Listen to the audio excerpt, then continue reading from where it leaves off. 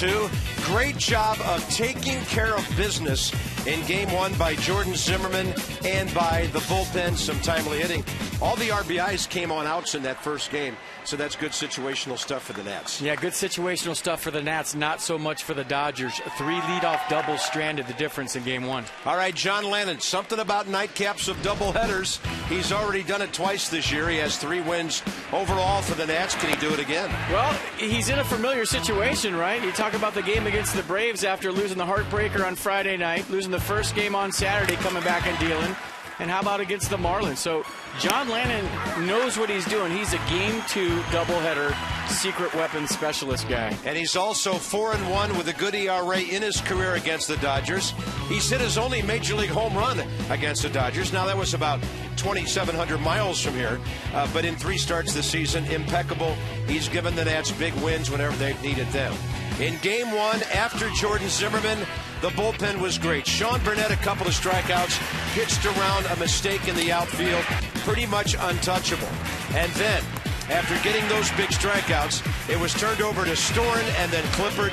The Nats got Game 1, and there may be some clinching talking about here in town tonight.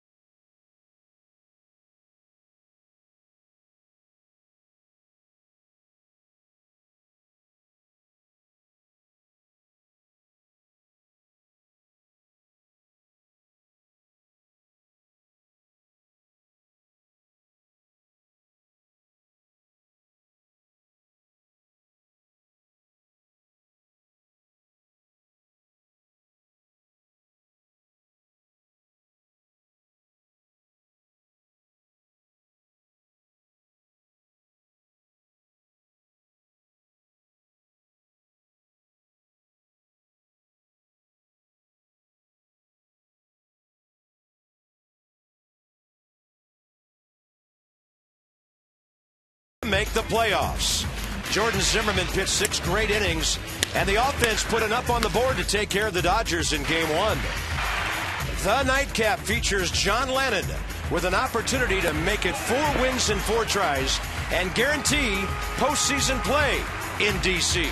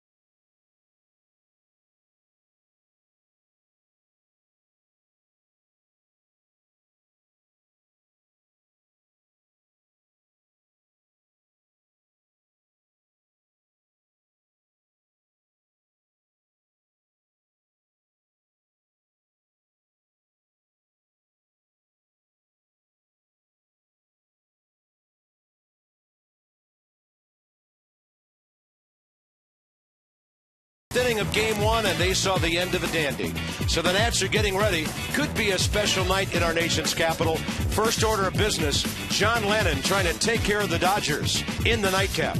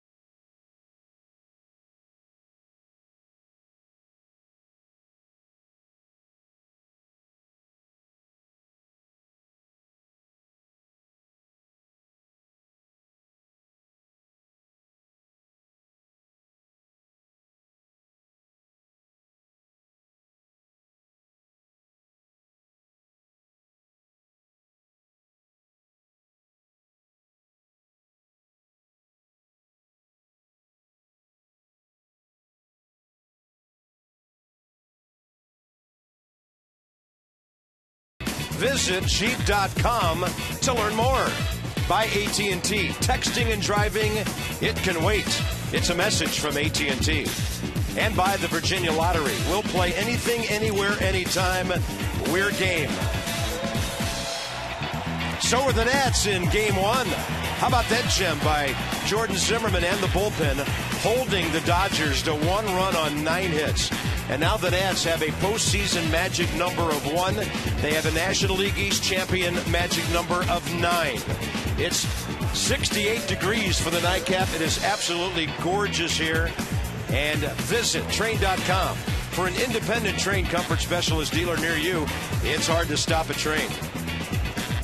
Dodgers are hitting .249 now after the first game of the doubleheader.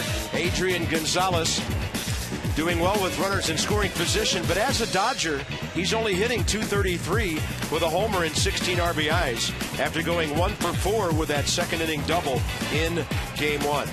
So John Lennon, 4-1 in 5 career starts against the Dodgers with a sparkling 2.64 ERA.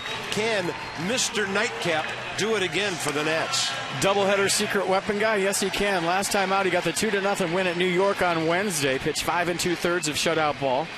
Gave up just 5 hits, struck out 2, walked 1 through 81 pitches, 49 for strikes. I'll show you the repertoire for John Lennon. You see the velocity on the fastball, 2-seam variety. He'll sink it 89.5 miles an hour. The slider curveball change. There's the velocities. That's what the Los Angeles Dodgers are going to see from John Lennon in game 2. It's time for your Mazda defensive alignment in game 2. Morse, Harper, Worth in the outfield from left to right. Desmond Zimmerman on the left side. Lombardozzi, LaRoche on the right side. And Jesus Flores doing the catching. Brought to you by your D.C. area Mazda dealers. We believe if it's not worth driving, it's not worth building. What do you drive? Well, Steve Lombardozzi gives Danny Espinoza the nightcap off. Danny had a really fine game with a couple of hits and some good defense. So other than that, the lineup at Jesus Flores, pretty much the same as it was game one. Mark Ellis steps in, hitting .266. John Lennon's first pitch just misses away. We're underway at 7:47. Alan Porter has the plate. Crew chief Mike Winters first base, Mark Wegner at second, Clint Fagan at third. And after a 30-minute fire drill in the clubhouse, in our truck, and in this booth, Game 2 is underway. Let's settle in and enjoy this one. John Lannon goes 2-0.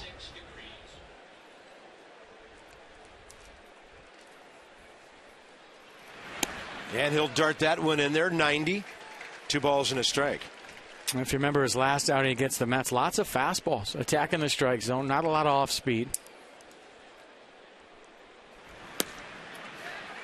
Counts even. And primarily just like that last pitch, down in the zone, got a lot of ground ball outs, worked quick, kept his defense in it behind him. Mark Ellis, 1 for 4 career against Lannon.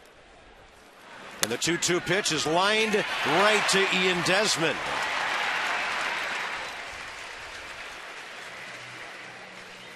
How did Mark Ellis pick that ball off the plate? I mean, that ball was almost in the dirt. He reached down there and hit it right on the screws, a bolt to Ian Desmond. Look how low that ball is. Almost like he's playing cricket. Next up will be Shane Victorino. They'll bump him to the number 2 spot. He's going to line one to right center. And you know what Victorino's thinking until somebody cuts it off. He'll settle for 2 bags as Jason Worth got to that ball very well. Dodgers in business, top of the first. Well, we saw it last year with John Lannon. We've seen it this year with John. Takes him a second to settle into a baseball game. Once he does, he's as good as any left-hander in baseball. But the first couple innings, at times, give him trouble. So Ellis with a hard hit ball, Victorino with a double. Hey, you don't think he's feeling it a little bit? There's a lot of guys on defense right now, maybe thinking about what could happen at the end of this game. They'll tell you they don't care about the wild card, and that's justifiable. They want the division, but the playoffs is the playoffs.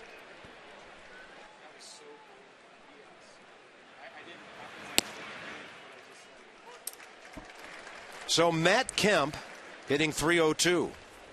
Nats held him to a 1 for 4 with a base hit and a walk in game 1. But the Dodgers a chance to break out on top here.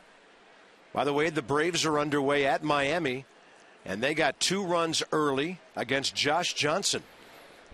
Phillies have an early run at New York, so some wild card hopefuls are underway here. Nats, by the way, and not to be lost in all of this, the fact that they've now gone 6 up on Atlanta with that win. So coupled with the Braves' narrow loss last night and then the Nats winning tonight, some valuable ground has been picked up to keep that cushion on Atlanta.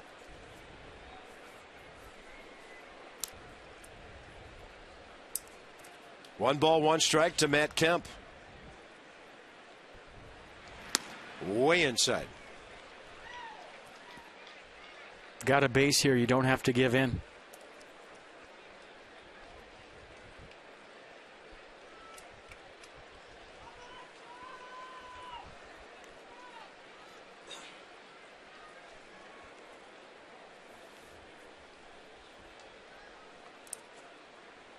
And Kemp will take that 87 outside. 2-1 changeup away.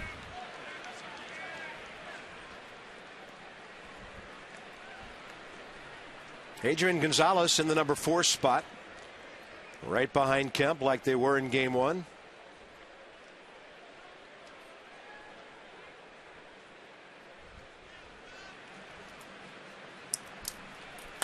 And a little tapper. John Lannon looks back the runner. A couple of crow hops and a throw to Adam LaRoche for a very important second out.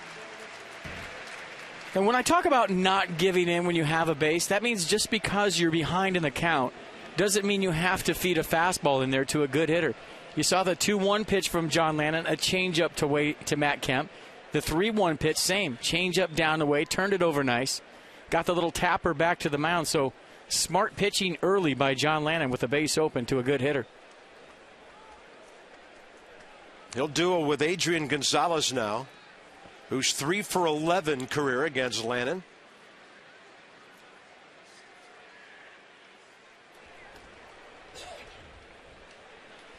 hitting just .233 with a homer, 16 RBIs as a Dodger.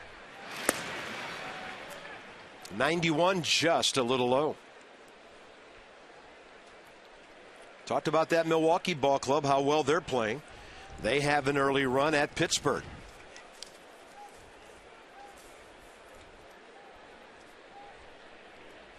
And we'll get a look at a pretty potent offense here for 4 games starting on Friday.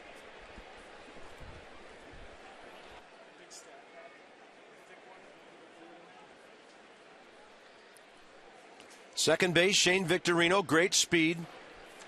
It'd be tough for anybody to throw him out on a 2-out hit. And Lannon misses over but low again, 2-0. It's a good miss below the strike zone. That's where he wants to be. You know, you stay down there against the Dodger lineup. They're kind of an all-or-nothing team, as we talked about in Game 1. As long as you're not walking guys, keeping them from driving the ball.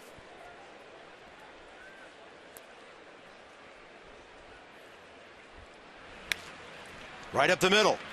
Well placed. Lombardozzi cuts it. Out at first on a great dig by Adam LaRoche. And Adrian Gonzalez is angry with Mike Winters. Davey Lopes is arguing. And Don Mattingly coming out of the dugout. Bottom line, that ends the top of the first.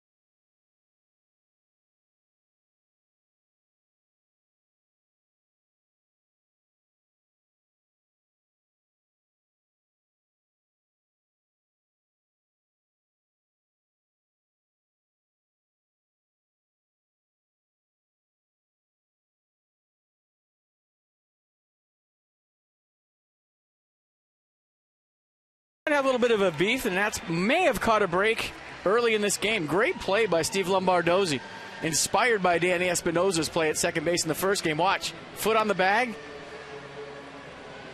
ball in the glove, and a lot of times as a first base umpire, you hear the ball in the dirt, you hear the ball hit the dirt, and that's the sound you go by versus the foot hitting the bag. So you're waiting for that bap, you hear the ball in the dirt, and that dekes you into making the call. But very close play. We had to watch it 3 or 4 times. See your authorized Dodge dealer. Experience a world of performance, design, and fuel efficiency. Schedule a test drive or go to Dodge.com. Check out the powerful lineup. Bryce Harper, 49 extra base hits now, and he keeps setting some interesting 19-year-old marks every time he does something dramatic for the ball club. Bryce had that triple, 1 for 4 in the first game. Right-hander Josh Beckett to Jason Worth. Hasn't gone that well with the Dodgers so far.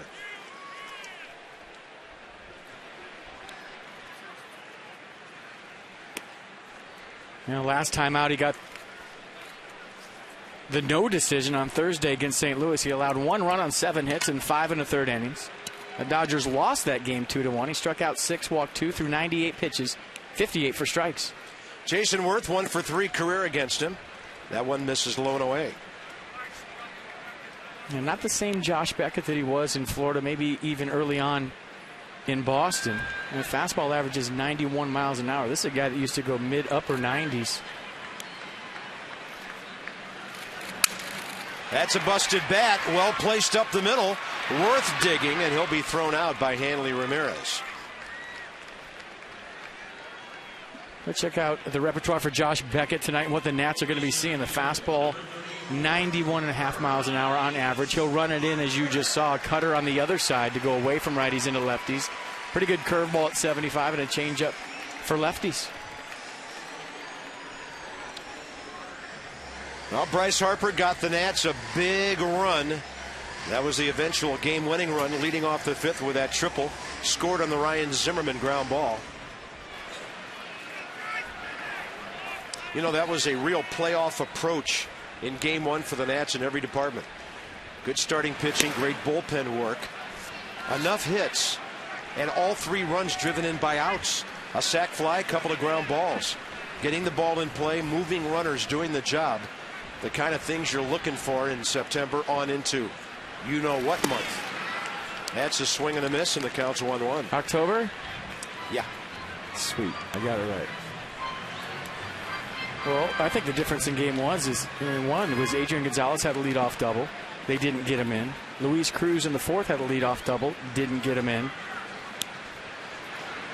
And Nick Punto in the seventh had a leadoff double. Didn't get him in. If you want to play playoff baseball and you want to get to the playoffs, you got to move those runners and get them in, especially in close ball games. And Don Mattingly would be the first one to tell you that. Dodgers are now 2 back of St. Louis for the final wild card spot. 2-1 to Bryce Harper, and a swing and a foul. Had a Dodger guy tell me after the game, he said, what you just saw is a microcosm of our season. Not advancing runners, getting them into positions where they can score on a fly ball or a grounder up the middle. It's something they did early in the season when they got out to that lead in the West. Then they made the trade, and they've turned into a home run hitting team, all or nothing. That's a 2-hopper to Hanley Ramirez. Harper makes it close, barely out. And he was barking at Mike Winters a little bit. He thought he had beaten that thing.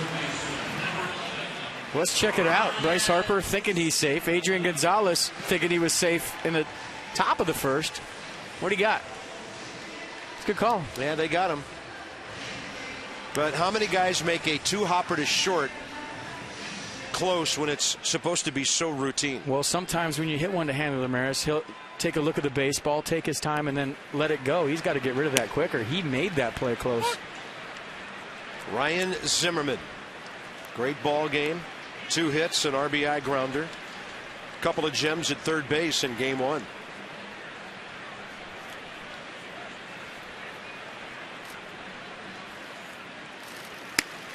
He saw a pitch up and in that he thought he might be able to tomahawk down the left field line.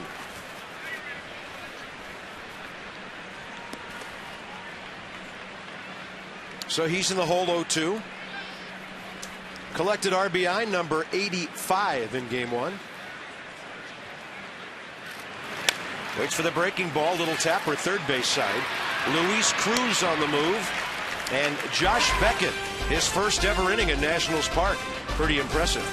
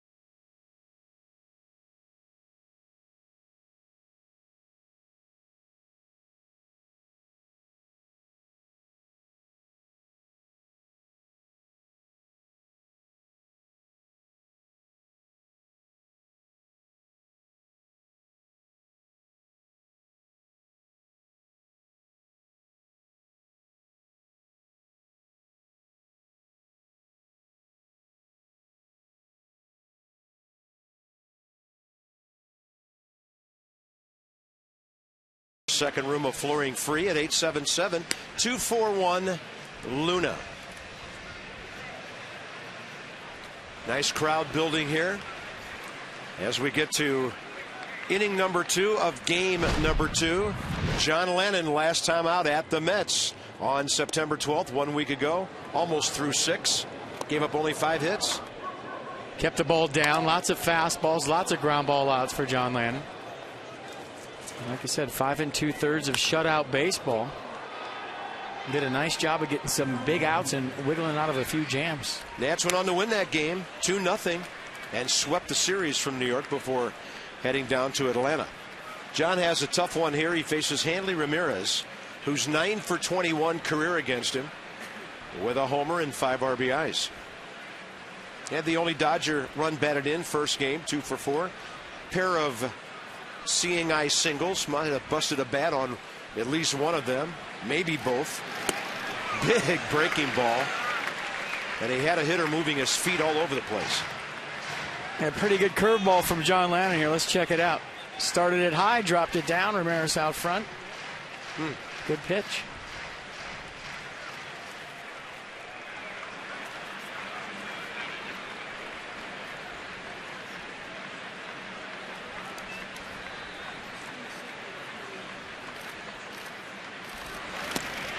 And he got him downstairs. Lennon taking him down the ladder with breaking balls for strikeout number 1. You know, I wasn't here for the tough times, but it just seems to me, wouldn't it be so cool if John Lennon was the guy, after all he's been through with the tough seasons here, the last place, and going to the minor leagues this year, if he was the guy that was on the mound that got them to the playoffs? That would be cool. There would be a lot of poetic justice and a lot of symmetry in that. Here's Andre Ethier.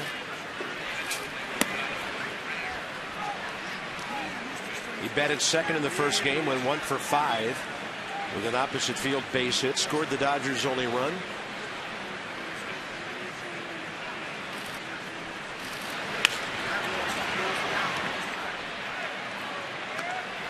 There's been a lot of talk about, oh, it's just one more game. I've even said it myself on the air before, but when you talk about first time since 1933, you start throwing numbers like that around him for a guy that played in this franchise for 10 years and has been a part of it now for 2 years as a broadcaster. It's a pretty big deal. Yeah. That ball lined to the right side, and Lombardozzi has it. So in this game, there's been a liner to short, a bang-bang play at first, and now a line drive to Lombardozzi, and the Nats have a little karma working for them right now. Braves, by the way, put up a picket fence early at Miami. Single runs in the first, second, and the third to lead Josh Johnson. And the way Chris Medlin's pitching, the Nats could gain a half game on Atlanta tonight, even if the Braves win that game, if Washington can take care of game 2 here.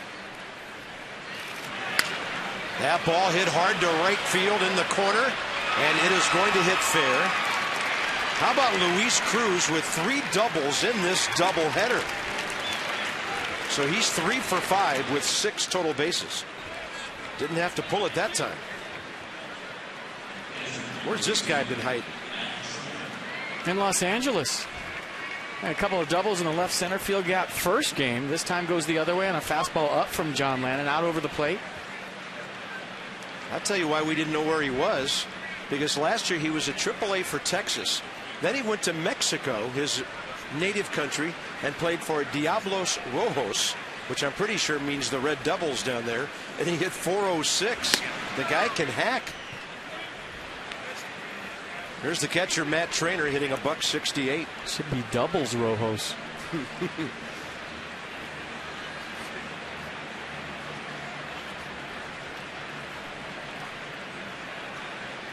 Trainer, couple of home runs, 10 RBIs, number 8 hitter here.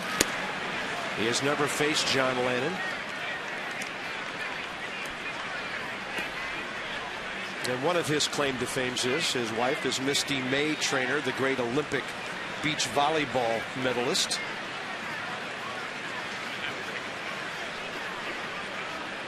That's saw him in Florida for a number of years. If I remember correctly, Misty and her partner have won gold 2 consecutive Olympics. It's a gold medal catcher.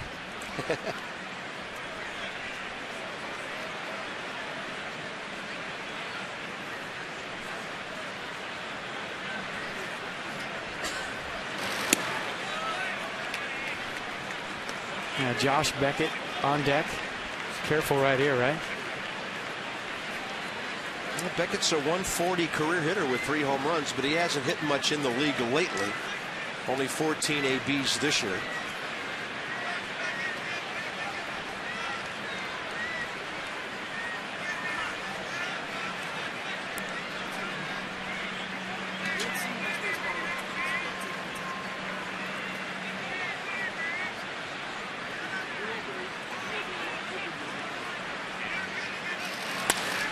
Put in play, hit off the side of the mound. Lombardozzi gobbles it up, and that's it for the Dodgers, top of the second. Adam LaRoche straight ahead with Michael Morris and Ian Desmond right behind him.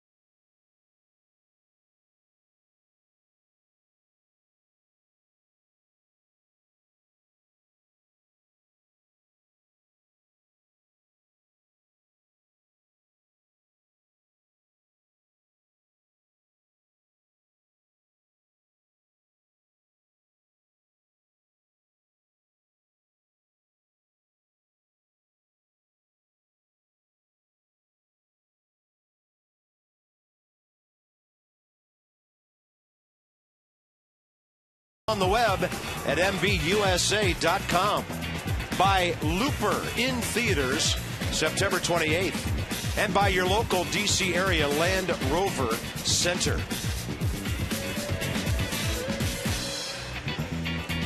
So good pitching duel shaping up here that Mr. Jefferson would be finding interesting. And how about some solutions that help you achieve your financial goals? PNC Bank for the achiever in you. And another net from Hagerstown. This is A-ball. Matt Skoll, the DH, becomes a Baseball America All-Star. 27 homers, over 90 RBIs. And evidently he doesn't swing at too many bad pitches either.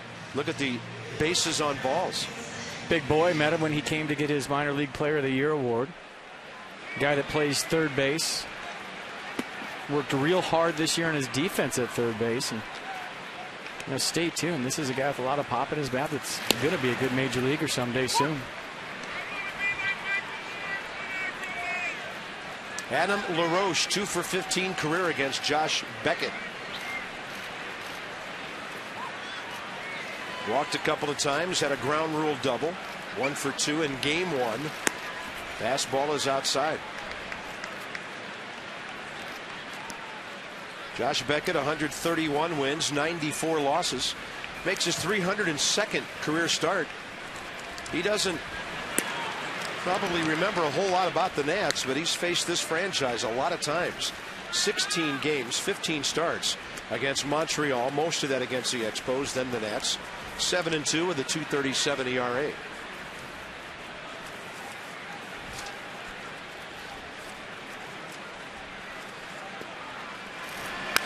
Fastball riding up and away, and LaRoche able to foul it away. Well, all of a sudden you see a difference between Aaron Harang and Josh Beckett. Aaron Harang throwing to one side of the plate in game 1. Josh Beckett doing a nice job of going two-seam fastball away lefties, cutting it back on the inner half the next pitch, then going back out away. So in, out, in, out. Then he tries to drop that breaking ball to the outside corner and just missed. Beckett was 5-11 in 21 starts with the Red Sox, and a disappointing 5.23 ERA.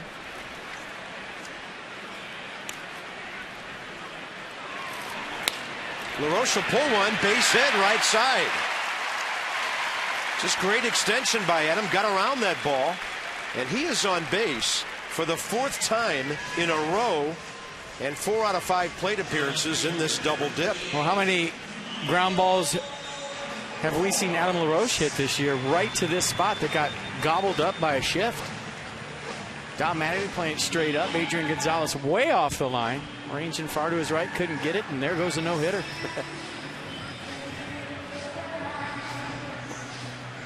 Michael Morris is next. Michael 1 for 4, early base hit, and scored the Nats' first run in the 4 o'clock game, and that's upstairs.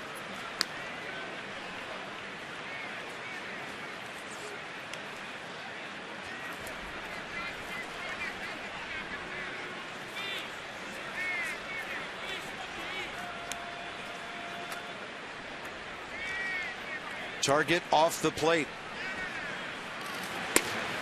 Way inside.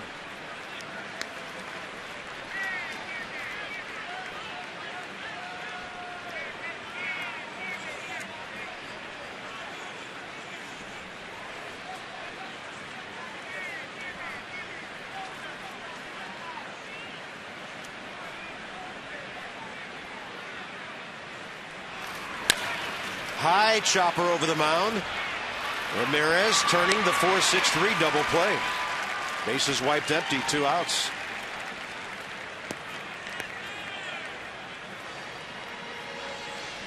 All the outs for Josh Beckett so far via the ground ball. He's got a good two-seam fastball going. The sinker sinking.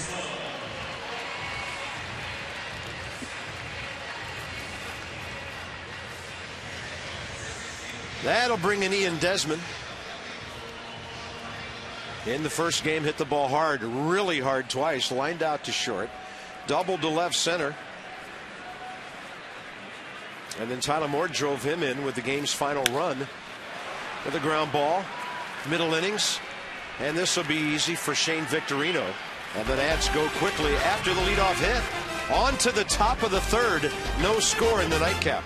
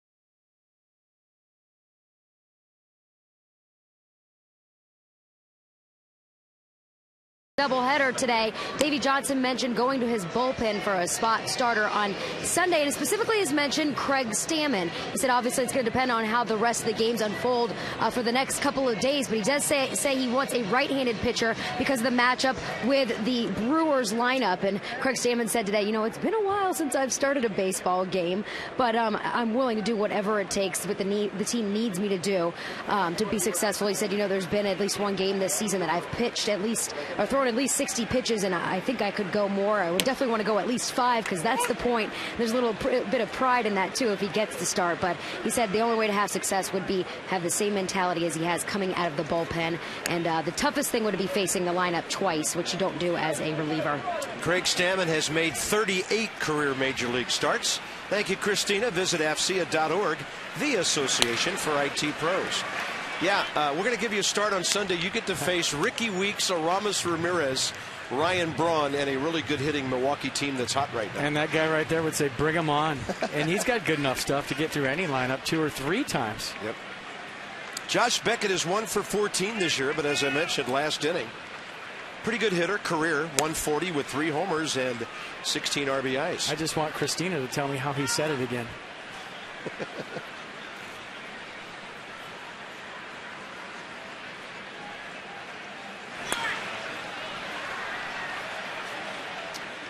Two balls and 2 strikes.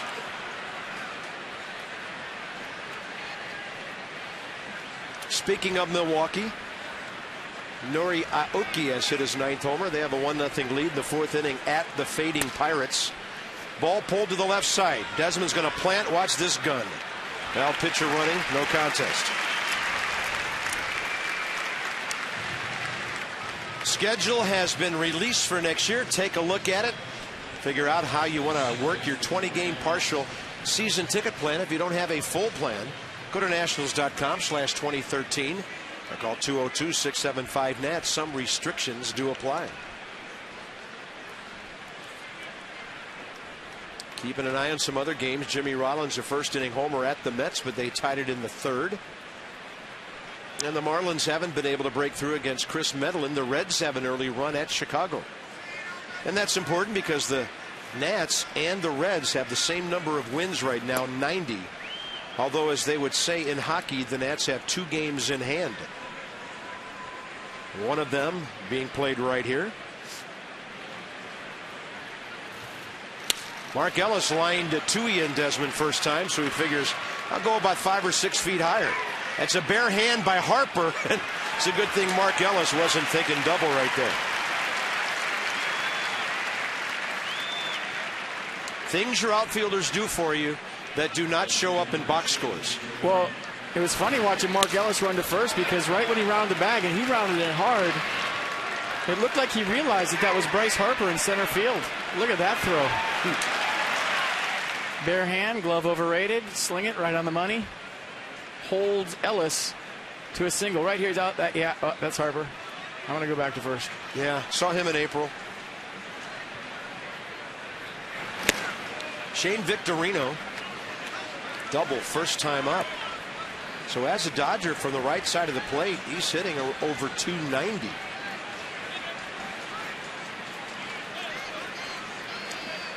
So he's now 11 for 39 career against John Lennon. One of those hits a home run.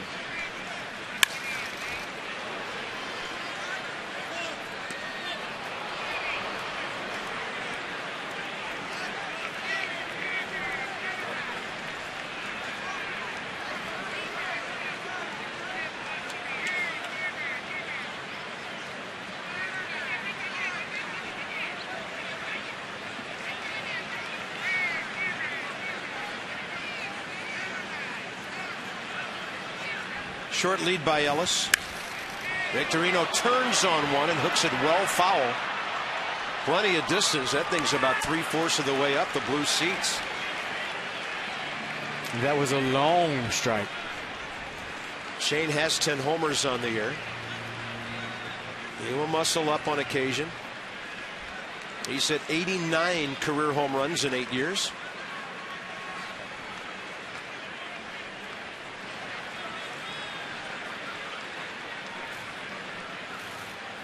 Lannon locks him up with a breaking ball. A lot like the one he struck out Hanley Ramirez on to start the second. That's the second out here in the third. Now, the off-speed so far has been good for John Lannon tonight. You look at the tight break on that slider out in front, spin it up there. Victorino looking in again. Front shoulder flies open, can't hold up. Matt Kemp bounced back to the pitcher in the first. So I don't know what's going to happen here, but here they go again as far as the Dodgers. Got a pair of doubles tonight, and neither runner has gone beyond second base. You saw that right there. John Lannon threw over to first base on his own. Kurt Suzuki went fastball in. Jesus Flores went fastball in twice. He shook him both times and then threw over to start the sequence again. My bad, Jesus. He would say, no problema, F-pay. And Jesus playing time sparingly lately, but he's sure done well when he's been in there. He's a gamer.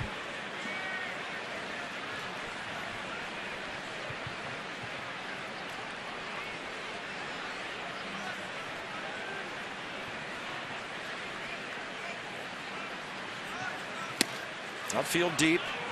And again, the Nats giving Kemp a huge left center field gap. Bryce Harper is about 2.5 cuts of the grass toward right center. And everybody else straight away. Tells you something about how the Nats want to pitch this guy.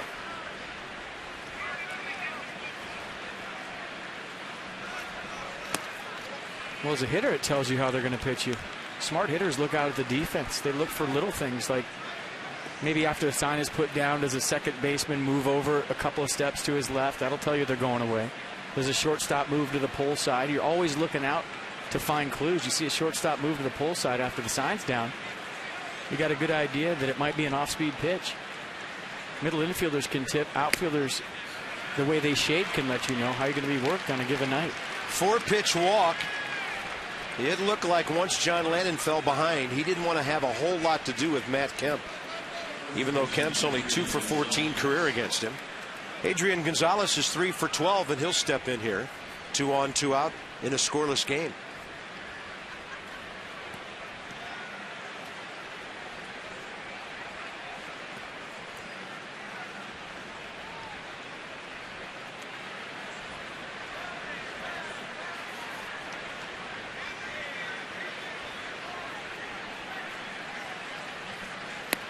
First pitch breaking ball missing.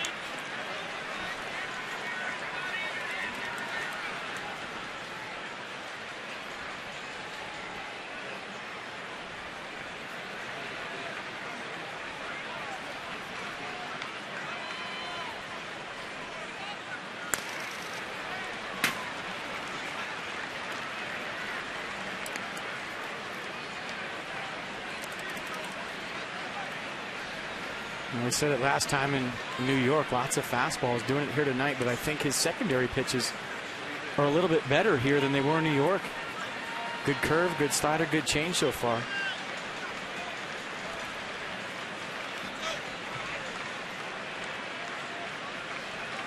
Yeah, John had given up a base hit and a walk in the 6th inning before Davey went out to get him. With the right-handed hitter Kelly Shopik coming up. Lannon had thrown over 80 pitches in that game.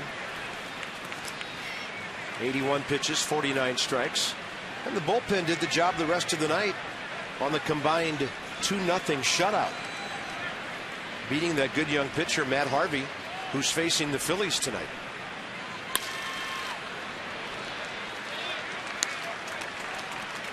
Counts back even 2-2. You know, I haven't seen Adrian Gonzalez play a whole lot this year. You know, in that 3-game series in Boston where the Nats swept the Red Sox, but tonight so far it looks like he might be a little bit tired. What tells you that? Well, the bat looks slow to me. Now, that being said, the guy can hit, there's no doubt about it, but just watch him against some fastballs. He's been late. In that series, Adrian Gonzalez went 2 for 13 against Nationals pitching with a harmless solo home run in the Friday night game when Steven Strasburg was the winner. So the Nats held him in check really well during that series in a ballpark that's made for left-handed hitters who can power it the other way. 2-2. That's in between his changeup and his regular fastball there. And a lot of his success was attributed to him in San Diego going to a heavier bat. Once he went to a heavier bat, he started hitting opposite field home runs. He started putting up power numbers instead of just average. Then he got the big contract with the Red Sox. And hitters will tell you, in September, that bat will feel heavier the later you get into the year. That's why a lot of guys go to lighter bats the last month of the year. 3-2. The runners are beyond the move in a scoreless game. Lannon to step off. All that being said, he can still hit. No doubt about it. Well, he was hitting .300 for the Red Sox with 86 RBIs. Not that many home runs, but hey, these guys are paid to drive in runs. Doesn't matter how you do it. With the runners going, it's another foul ball.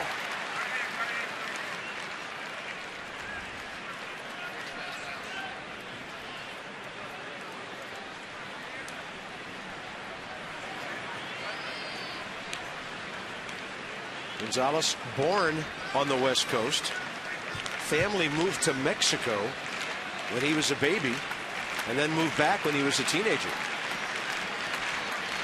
East Lake High School, Chula Vista, California Player of the Year, and the #1 overall player taken in the draft 12 years ago by Florida. 3-2 pitch. Breaking ball missing. Bases loaded with Hanley Ramirez coming up. A pair of 2-out walks.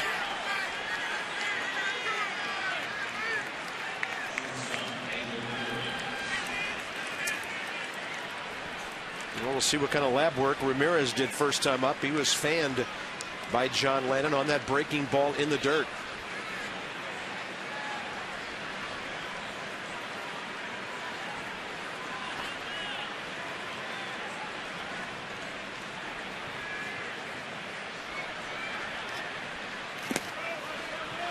Low again.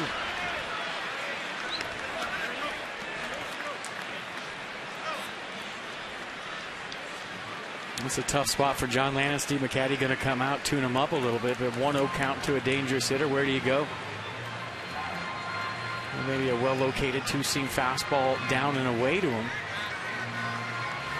But we've seen Ramirez over the years. He loves to hit in this count. He will chase a fastball up, but bases loaded, nowhere to put him. You got to come to him. Big time advantage for the hitter right now.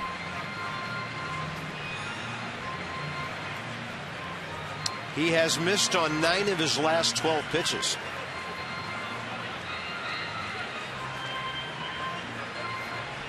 Nationals Park on Wednesday, September 19th. Game 2 of the doubleheader. The Nats, behind Jordan Zimmerman, beat the Dodgers in Game 1, 3-1. Bob FP and Christina with you here on Masson HD. The Nats have a possibility of clinching tonight, at least clinching a postseason spot.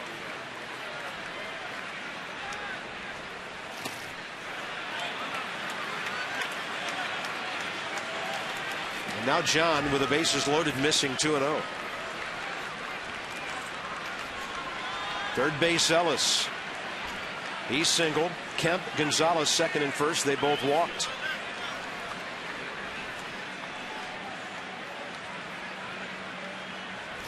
Hanley Ramirez into right center. Here comes Harper. One hopper. Throw home. It is a little bit late, and the Dodgers lead 2-0. Hanley Ramirez has driven in all 3 runs the Dodgers have scored in this doubleheader.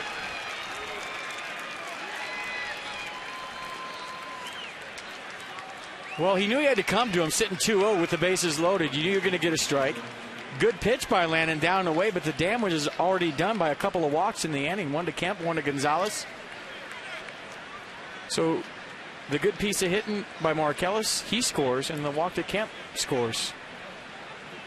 Inning not over yet. Lefty-lefty with Andre Ethier, who lined out hard to Lombardozzi at second base. First time up.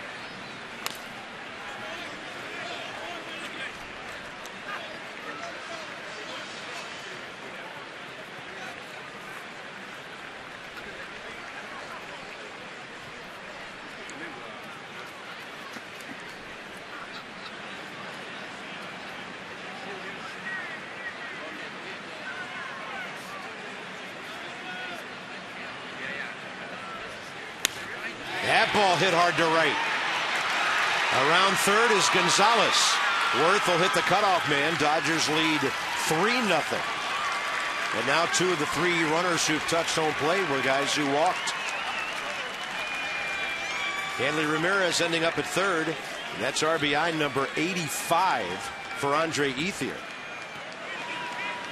When you walk a couple of guys as a pitcher, and maybe you lose your release point, you're rushing, you're getting out front a little bit, and you're throwing balls, now the challenge is to throw strikes, and not quality strikes, but just strikes. And right now, John Lannon, after walking a few guys in this inning, is a little bit up with his pitches, especially that one to Ethier, and the Dodgers taking advantage. Luis Cruz doubled down the right field line, his first time tonight. And that was a good changeup by Lannon. Down in the zone, first pitch swinger. Yeah. And a good selection by a hitter who was hunting an RBI on a first pitch fastball.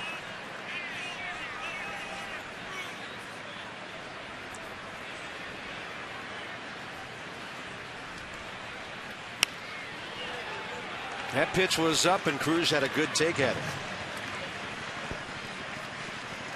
After seeing Luis Cruz for about 6 at-bats now, he does not get cheated. It's a guy that's letting it go. Yeah.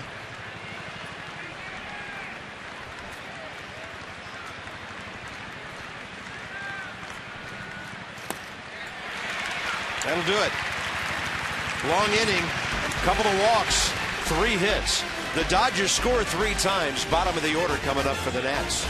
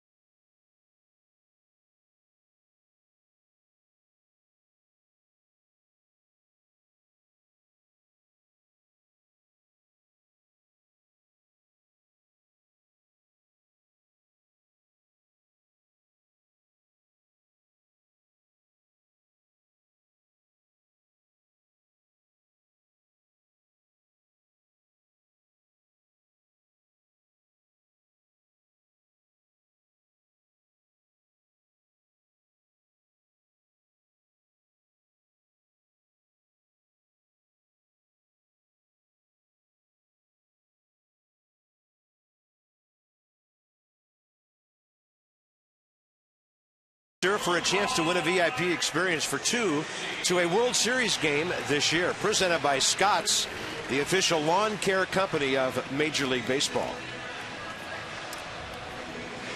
Nats have 1 hit. Beckett's faced only 6 batters. Lombardozzi, Flores, and Lannon in bottom of the 3rd.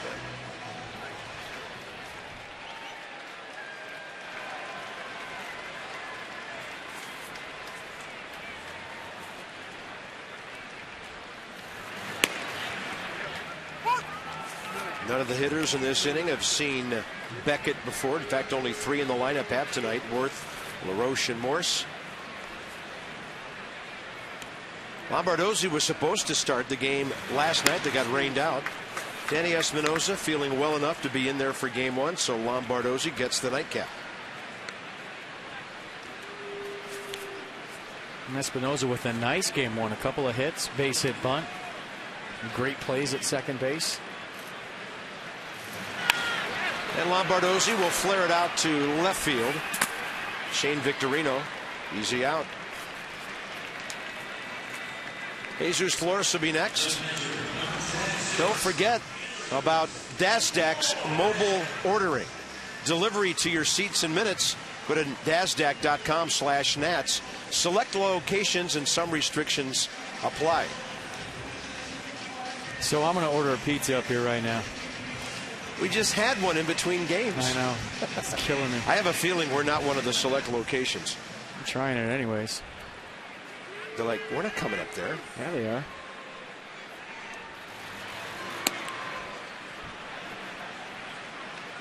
By the way, isn't tonight $5 beer and peanut night at the ballpark? It is for both games. Wow. Jesus Flores.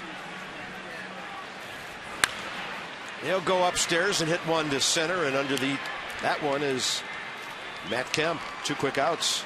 The John Lennon coming up.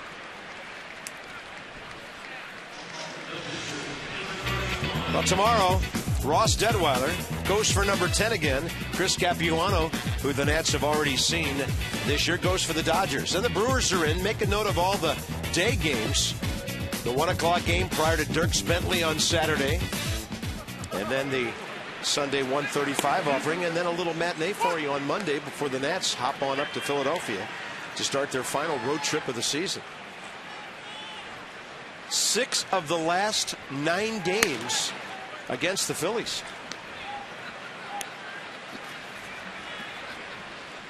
Davey Johnson's team could send Charlie Manuel's team home to watch TV for the postseason. Or the Phillies would have a chance to battle their way back in. They're tied 1-1, 5th inning at New York right now, as Cole Hamels and Matt Harvey are matching up nicely. And it's good to see Jordan Zimmerman getting win number 11 tonight. With any run support early in the season, he's a 15 or 16 game winner most probably.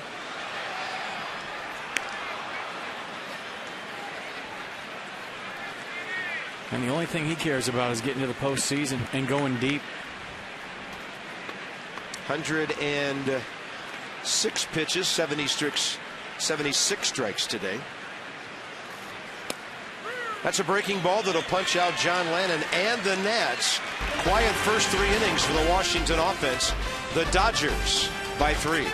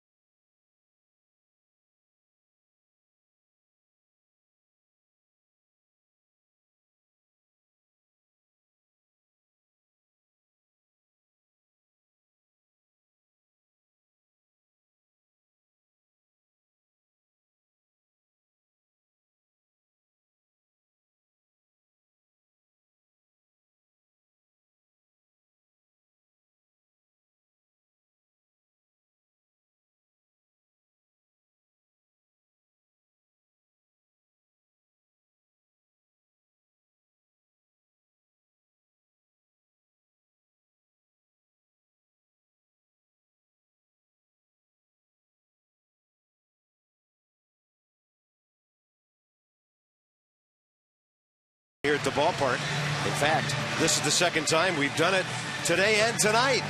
And at DynCorp International, we serve today for a better tomorrow.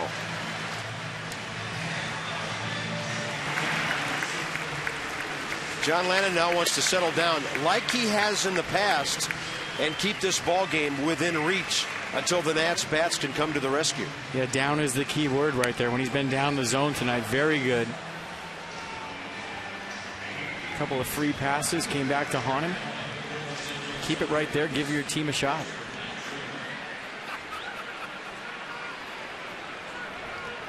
For the Dodgers, top of the 4th, Matt Trainer,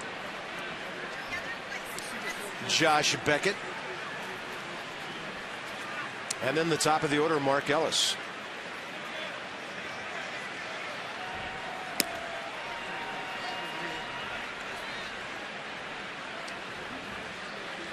So Matt Trainer, his wife Misty, and her partner Kerry Walsh getting their third consecutive gold at London. They did it in 04 at Athens, 08 in Beijing. What a nice trophy case this family has. Matt bounced out to Lombardozzi first time up. 36-year-old catcher from Garden Grove, California. And he's got a base hit going the other way. Always big in this league when you can do that and get the pitcher up there to lay one down.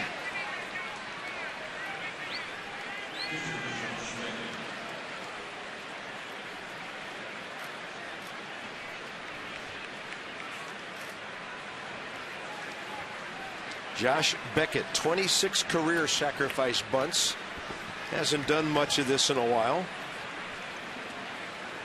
Last time he was in the National League was when he was still with the Marlins in the 05 season, when he went 15-8. That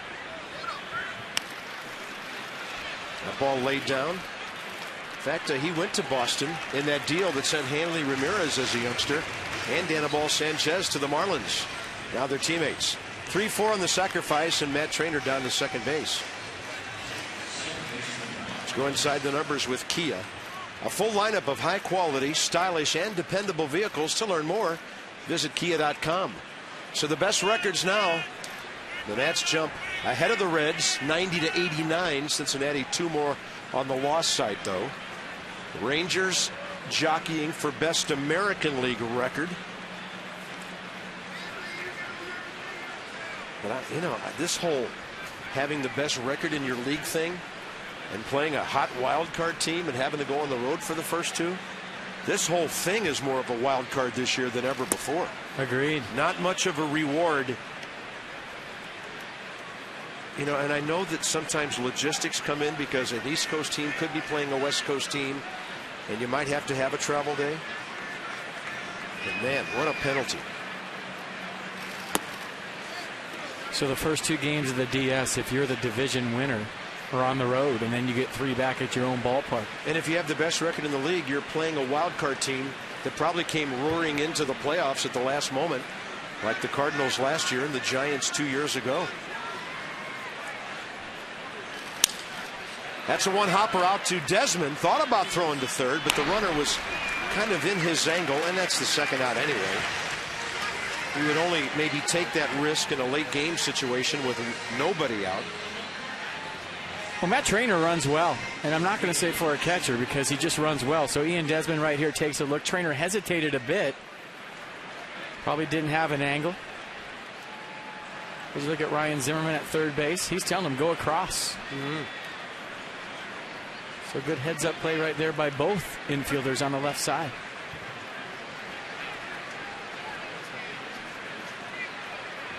You know, Jason Worth had a great comment about all this on-the-road, at-home playoff stuff. He said, look, they still have to pitch. We still have to swing the bats. We have to pitch. They have to swing the bats. It all boils down to execution and what you do on the field, no matter where you're playing. So leave it to Worth to just give you a 2-line thought. You know, because if you sit around worrying about this stuff while your team's in the midst of winning a championship, and that's Victorino hit by a pitch, you can drive yourself crazy, FP, with all the scenarios when all you really need to do is play the game, play it well, and all that stuff takes care of itself. Now, guys don't think about that stuff, to be honest with you. It's all they think about is winning the game today. They don't think about if we win this, we go here, we go there. They just want to win it. And wherever you go, you go. But I will say this to that. It was pretty loud in Atlanta on Friday night. That place was maybe the loudest ballpark we've been in all season long. When they care, it's a tough place to go play. There have been playoff games in the past when they don't even sell out. Not that the Nats are going to play the Braves. I'm just using that as an example of a tough road game.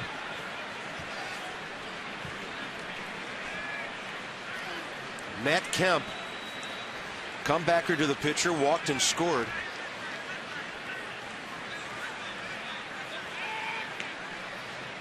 In '96, I was with the Cardinals. They played the Braves in the playoffs. They went up 3-1.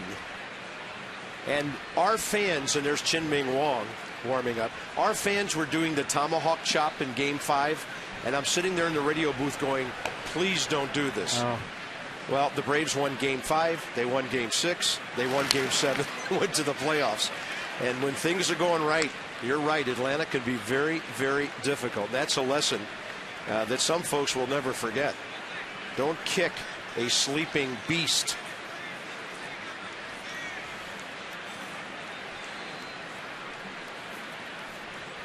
I mean, nobody said you're going to play a chump in the playoffs. Whoever you play is going to be good. It's going to be hostile anywhere you go. It better be hostile here for whoever comes in here. 1 ball, 1 strike to Matt Kemp. Dan Lennon's pitch count is nearing 70 with 2 outs here in the 4th.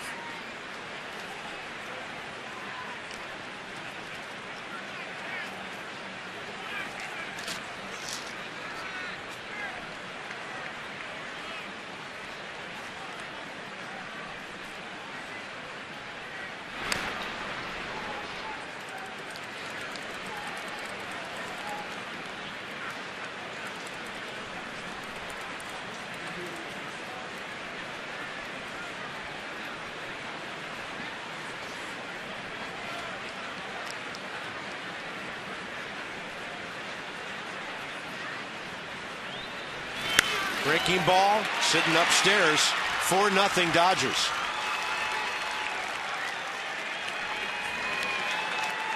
Matt Kemp checks in with his first RBI of this doubleheader. Well, it's a nice execution by the Dodgers. Leadoff single by Trainer. Nice bunt by Josh Beckett to get him into scoring position. And then Matt Kemp drives a high off-speed pitch into left field to make this 4-0.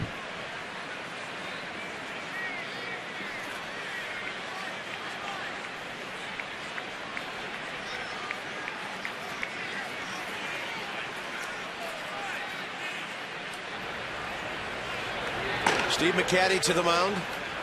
Ching-Ming Wong. You know, this isn't your usual reliever. He may or may not be ready yet. I don't think he'd come in to face Adrian Gonzalez anyway, but Hanley Ramirez is next. Well, it's been a while since we've seen Ching-Ming Wong on the mound.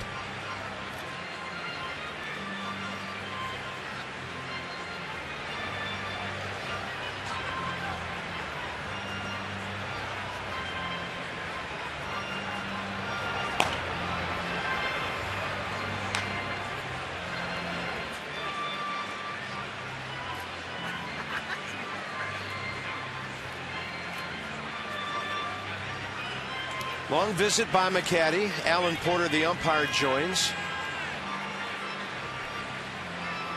Reds have increased their lead at Wrigley Field to 4-0.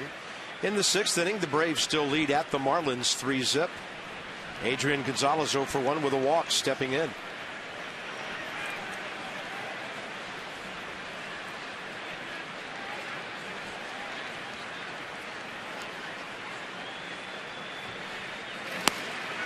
Lennon gets the outside corner.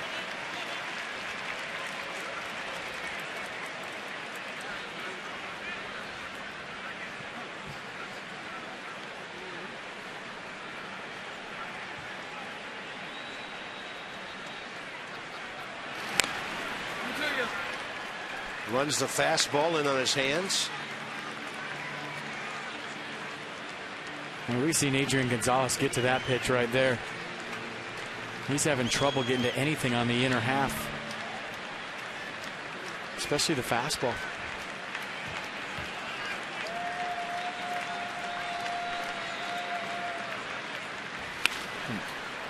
That ball will be slicing into the seats.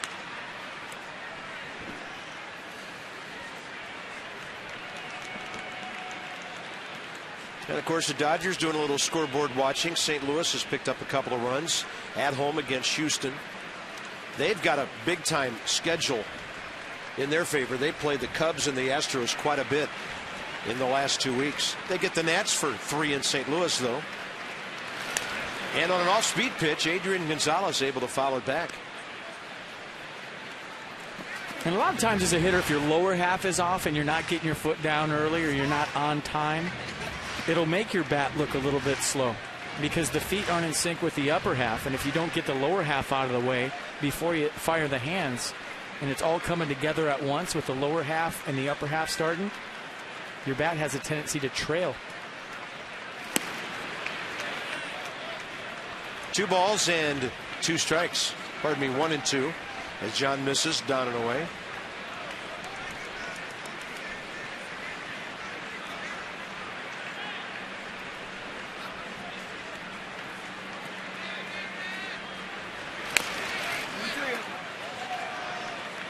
Tough hitter to put away right here. But I think they're going to the right location, that fastball down and in. Hanley Ramirez, the big hit of this game. The 2-run bases loaded single. It got the Dodgers on the board last inning. They've added 2 more.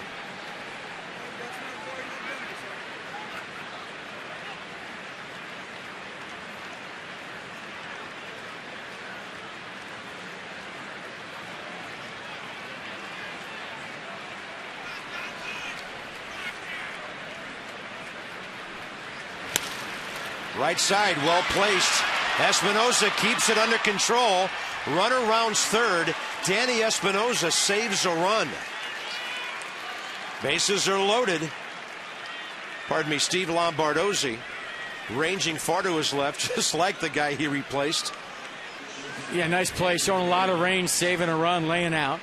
Landon got over there, but I don't think they had a play on Gonzalez. He was smelling the hit, hustling down the line. Big play maybe to keep this game at 4-0. Never know. I think Steve's only chance was if Shane Victorino tried to score, or he could pick him off at third. And John Lannon is done. He will not stay in to face Hanley Ramirez.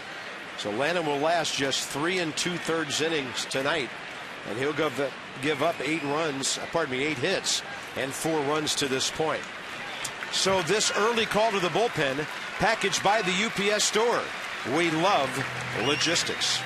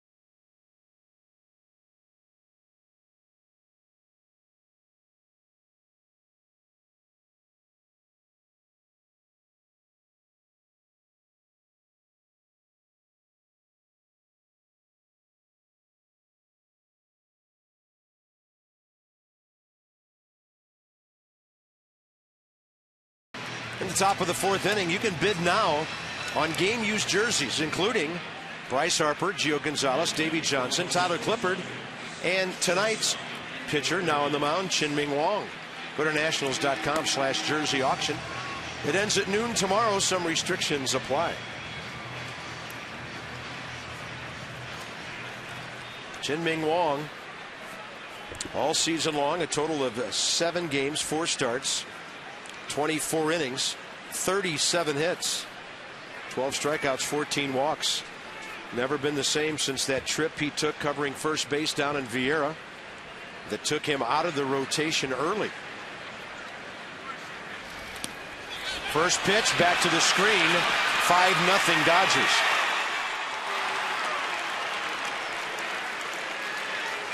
That'll be a wild pitch. The other runners move ahead. Last appearance in the big leagues for Chin-Ming Wong, June 30th at Atlanta. The first pitch here tonight, no bueno.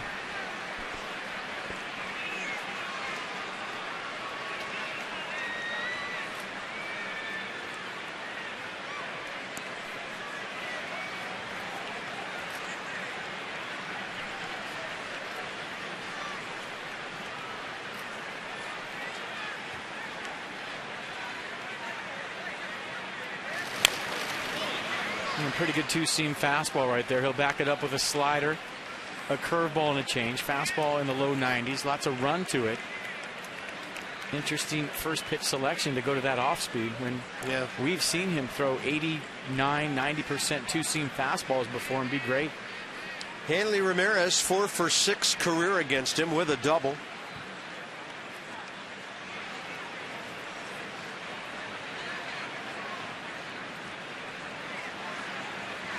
And a 1-1 pitch grounded to Ryan Zimmerman. Backhand pick, and he reaches up, and he tags out the runner. The run doesn't count. He didn't cross home plate before the outs. That run should not count at home. Ryan Zimmerman getting a crazy hop and a heads-up play, and the Dodgers are asking if that run counts or not. Alan Porter waiting for Don Mattingly here. They'll have a discussion about this. He wasn't across home plate. We have a perfect view from here. Ryan Zimmerman tagged him out. He was 2 steps from home. That run should not count. That runner was Matt Kemp. And so they're trying to decide whether it's a 5-0 or a 6-0 game here, as Ryan Zimmerman tags out the runner at third on a crazy play. If they get it right, it's a 5-0 game. Because the first thing you do is when somebody's tagged out, look and see if the runner's hustling across home plate. He wasn't. He pulled up. He was jogging in a good 3 steps in front of home plate. There's no way that run should count. It's not even close. Here comes Davey Johnson to talk to Alan Porter. Now, in my opinion, this is a play that should be reviewable, but under the rules, it's not. So we'll take a break and see how they sort this out and let you know. There's the Zimmerman play. There's the tag, and that runner's nowhere near home plate.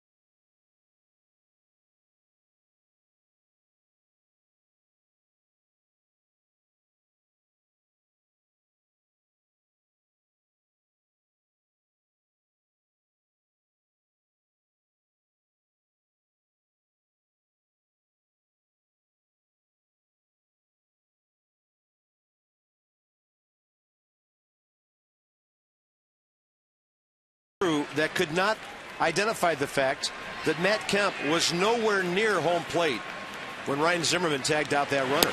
So the Dodgers lead 6-0. May or may not end up being a deciding run of the game, but it's a brutal call.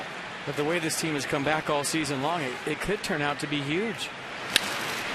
Worth will fly one to right, and Andre Ethier is waiting for it. Bottom of the 4th underway. I mean, this wasn't even close. It wasn't close, and I saw it the first time. Didn't need a replay, and I don't know what the umpires were looking at. This will show you right here. Lost in all this is an unbelievable play by Ryan Zimmerman, by the way. He's out right there. Kemp's nowhere near home plate. So there's no way that run should count. It's not even close. And you got 4 umpires that miss it. I understand if one guy's looking at the play and he has to concentrate on the tag. But there's 3 other guys that had nothing to do right there and flat out missed it.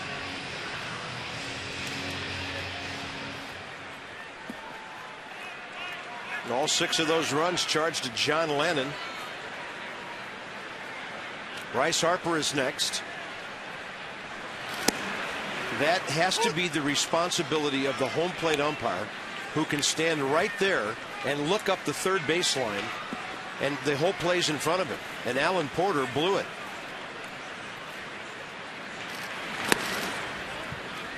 And it looked to me like he went out and asked for help, and none of the other guys saw it either. No, either way you got to come back, and either way you have to turn the page. There's a lot of ball game left, and we've seen this team fight all season long. Bryce Harper ground ball to short first time. Beckett's given up only one hit. That's a hot shot. Great pick by Adrian Gonzalez for the second out.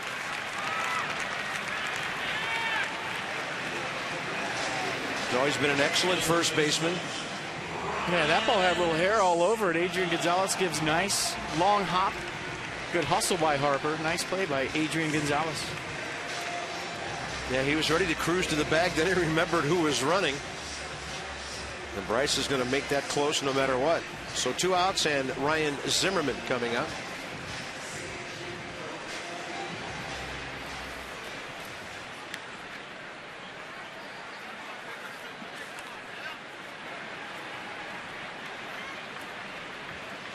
He bounced out to the third baseman, Cruz, first time.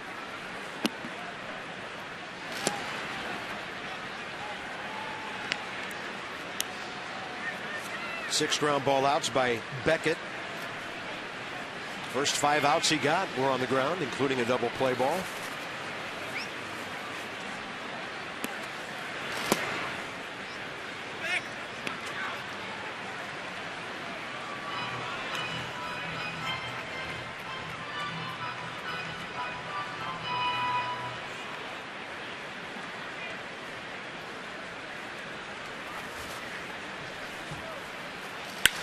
That ball rocked right to Luis Cruz. 4 innings, 12 batters for Josh Beckett. And the Dodgers in control of the nightcap for now, 6-0.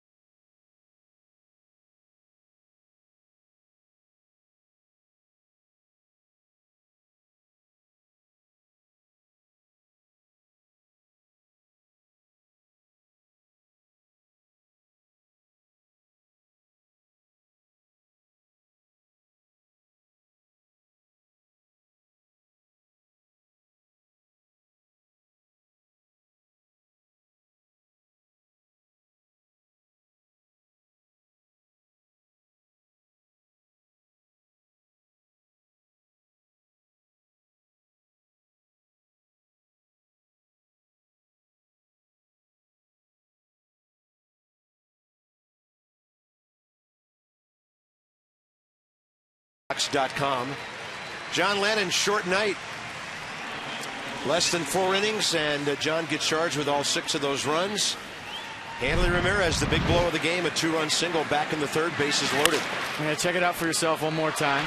Alan Porter had a great shot. Look, he's looking at everything.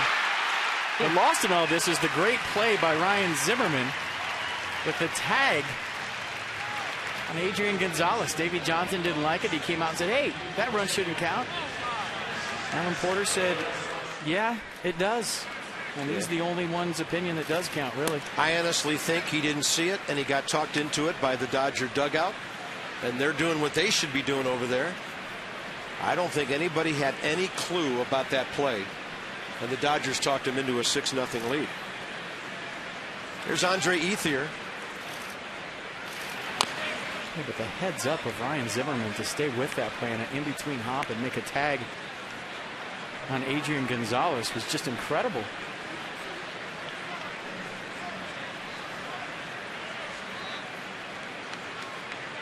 So even when Hanley Ramirez makes the last out of an inning, he gets an RBI for that. Crazy.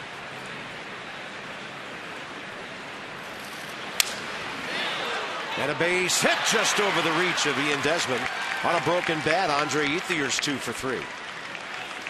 You know who's laughing at us showing that replay 5 times? Every player in the NFL.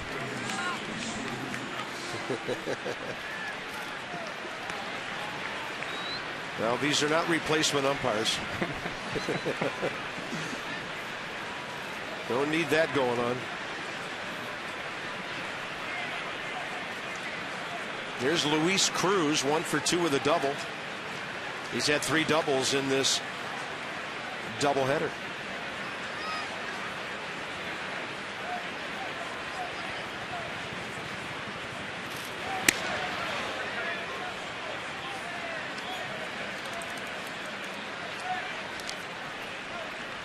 And by the way, the scoring on that play would be fielder's choice for the batter, RBI, 5 unassisted with a tag, retiring Gonzalez at third base. So a 2-out fielder's choice has an RBI attached with it, or attached to it, which is very unusual. Zimmerman can't get that one, and Luis Cruz has another base hit. This guy's hitting the ball hard all over the yard. Impressive in this doubleheader.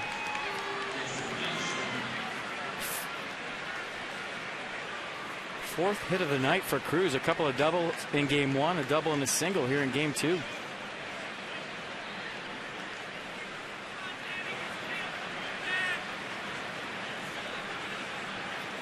Matt Trainer base hit last time. That got the Dodgers started on that 3-run 4th inning.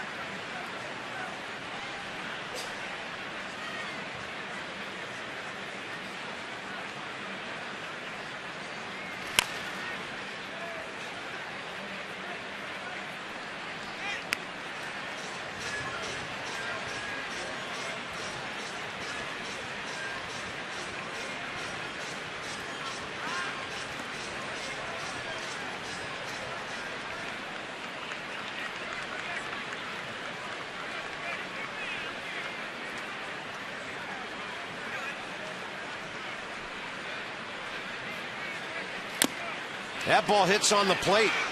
That's trouble. Lombardozzi still gets the out at first with a very quick exchange from the glove to the throwing hand to retire Matt Trainer. Well done. Yeah, nice play. That had knock written all over it. And Lombardozzi got rid of the ball fast. A good throw right on the money to LaRoche to get Trainer, who's smelling the knock.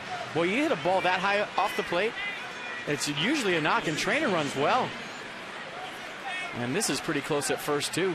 Some bang plays in this doubleheader, and Matt Trainer thought he was safe. Let's check out this last shot. Good play by Lombardozzi, getting rid of it. Little something on it, right on the money. And is he safe? Looks like it. Infield in, and there's another chopper that'll freeze the runners. Zimmerman sidearms it over to LaRoche for the second out off the bat of Josh Beckett.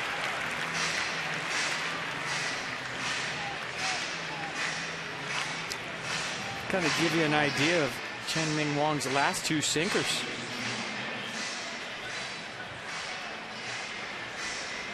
Top of the order now, and Mark Ellis the hitter.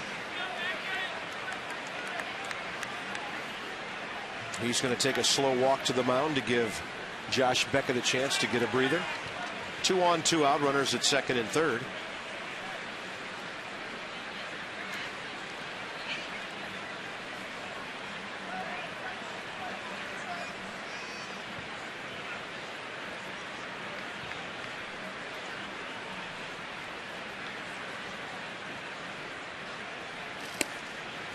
And Chen-Ming gets a fastball to the inside corner for a strike.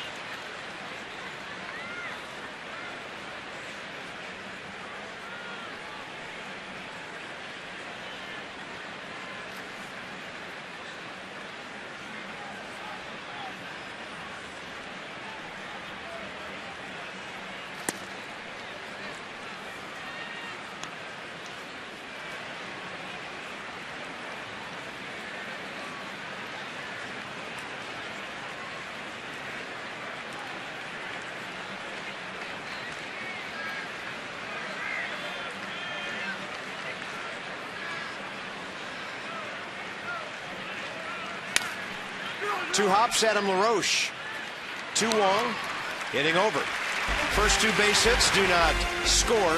The Nats have to get something going with LaRoche leading off.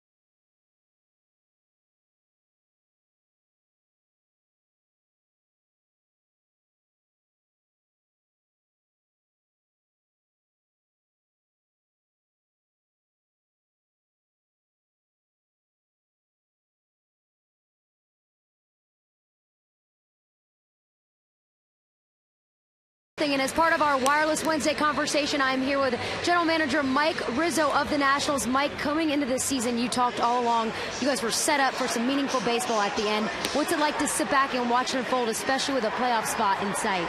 Well, you know, we're excited about it. It's the first time for the city. The city's responding, as you can see tonight, with the crowd, and there's a buzz in the air, and we like the ball club the way we have it, and we're looking forward to it. More and more talk about some of your guys being considered for postseason awards, Cy Young, Rookie of the Year. Anybody stand out to you that really deserves it? Well, you know, Gio's been terrific for us. If he's not the leader of the Cy Young conversation, he's certainly in the group. Adam LaRoche had a marvelous season for us. Ian Desmond, you know, leading all shortstops in all offensive categories. So, you know, we feel that we've got our share of award winners, and you know, Davey Johnson. If he's not the manager here, there should be an investigation. What is Davey's biggest strength as a manager? I think that he just he can communicate with the players so well. He's got a wealth of knowledge and talent to fire at these guys, and they respect him so much, and he's done it all. Thank you so much for joining us on Wireless Wednesday, Mike. Back to you guys. And Christina probably didn't want to ask him face to face, but that would be our favorite for Executive of the Year, Mike Rizzo. Absolutely. All the moves he made in the offseason, the way he's developed minor leaguers like Steven Strasburg, Bryce Harper, Ian Desmond, Danny Espinosa, going out and getting Gio Gonzalez, who's on the verge of 20 wins. Why not? Absolutely. Christina asked him, he said, yeah, absolutely, I should get it. Why not? Have you seen the record? Have you watched a game this year? Yeah. If you can do it, it ain't bragging. I am the Executive of the Year.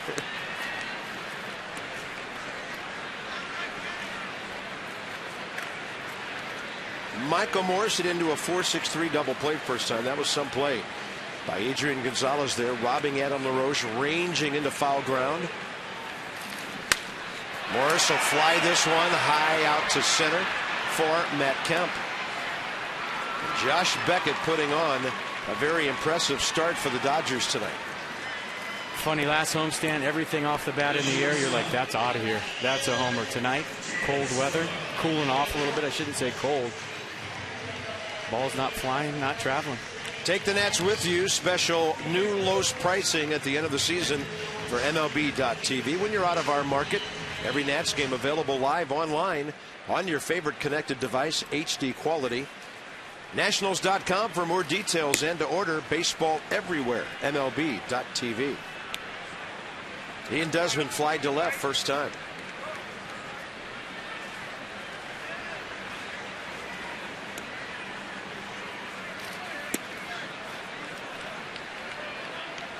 Well, Milwaukee is 1/2 game behind the Dodgers, and they now have a 3-0 lead at Pittsburgh.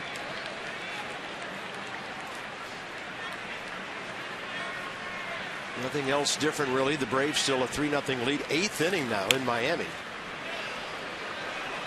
And the Mets have scored a run and lead the Phillies. So that's 2-1. Phil's batting top 7.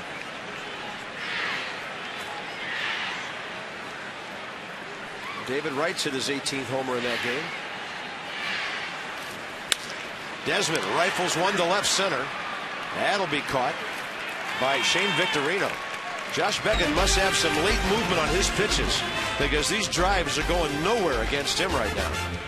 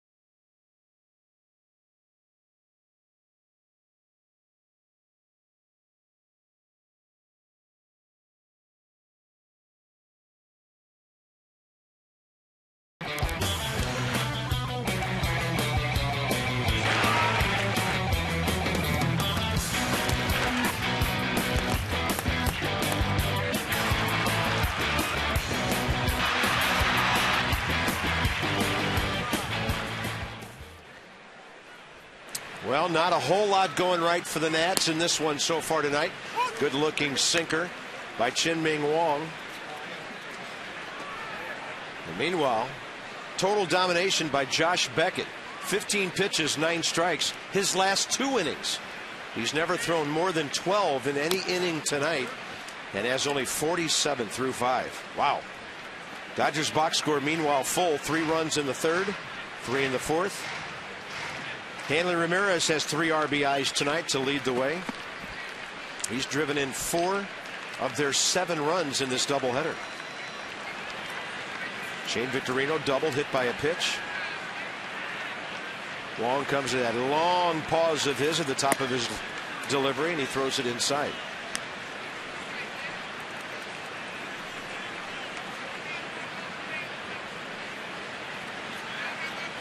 He did a nice job last inning after giving up a pair of singles to Ethier and Cruz of getting 3 ground ball outs. So maybe when you haven't been on a big league mound since June 30th, it takes you a minute to relax and get into a game. And we talked about that in his starts when he used to be in the rotation. First inning was always tough for Chien-Ming Wang, maybe to relax, get a feel for the sinker, get his release point, and get that 2-seamer going down and away to lefties, down and into righties.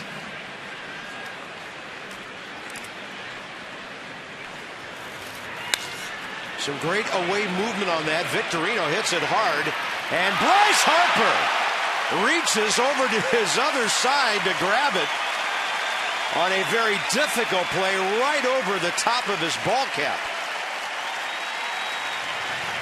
I don't think Bryce Harper realizes he was a catcher a couple of years ago, and I definitely know that he doesn't realize how good he is in center field. I mean, it doesn't get better than that. Victorino got all of this, and that's as far as we've seen a ball carry tonight. And Bryce Harper with an over-the-shoulder catch. I'll tell you what, folks, there was a time toward the end when he didn't see that baseball. He just put his glove up, because when it crosses the back of your head and you're running away from it, you have no idea where the ball is. You're just hoping that it goes into your glove. What a play by Bryce Harper. That was outstanding. And that's just instinct taking over it at a certain time. His whole game is based on instinct. And when you talk about how well he's played center field and never really playing there before, a little bit in the minor league level, Bo Porter says, nice play. I mean, watching him throw, the accuracy, the arm strength, the jumps he gets in center field. There's a lot of gold gloves in that kid's future right there. Playing center field. Yeah, good call.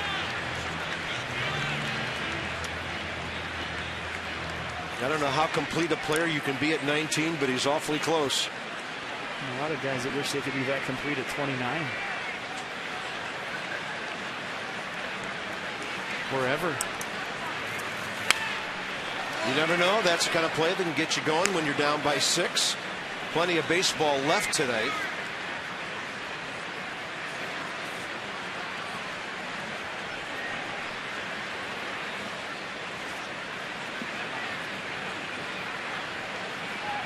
Matt Kemp a walk.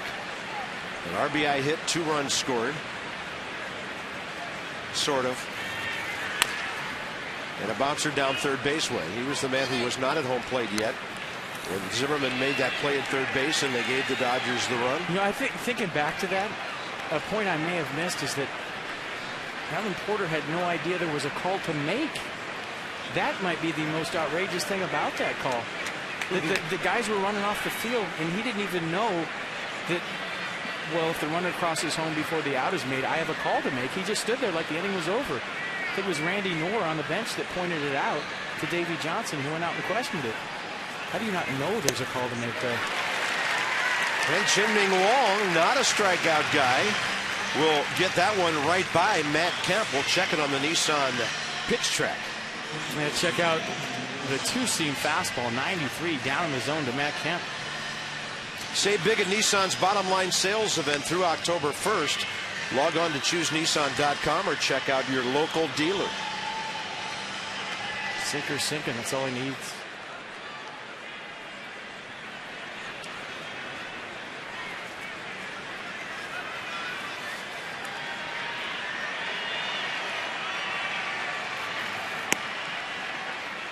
That fastball runs to the outside corner on Adrian Gonzalez, who's walked, scored, and singled.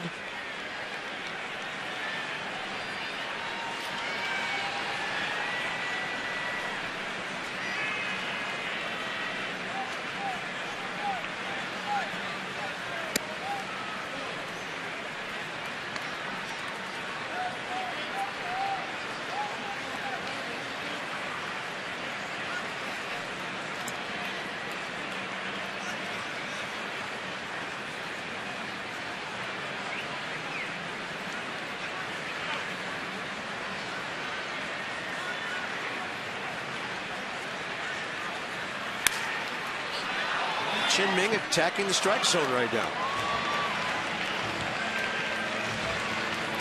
Looper in theaters September 28th.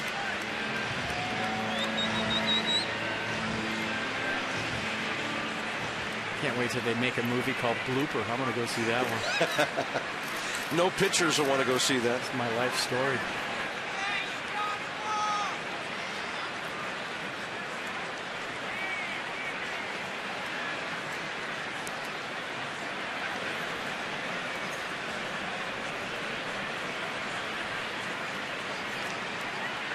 One ball and 2 strikes to Gonzalez.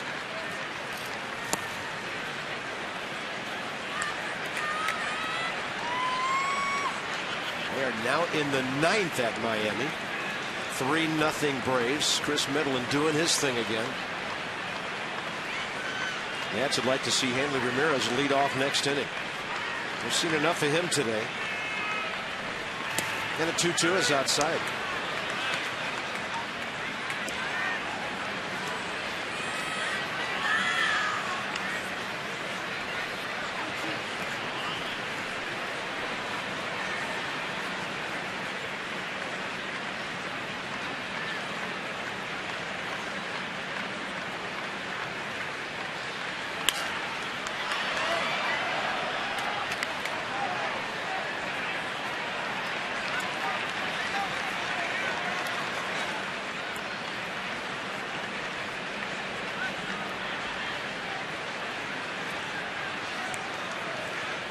Chris Medlin's going to go out for the bottom of the 9th, but he's given up 4 hits in 8 innings in a shutout effort. Maybe they bring in Kimbrel up by 3. Yeah, what's the difference? That ball driven to center. Harper's got a long way to go for this one. This park is huge. That's a can of corn for him. Nats Park is playing big here in the middle of September. Nats need to get the bats going.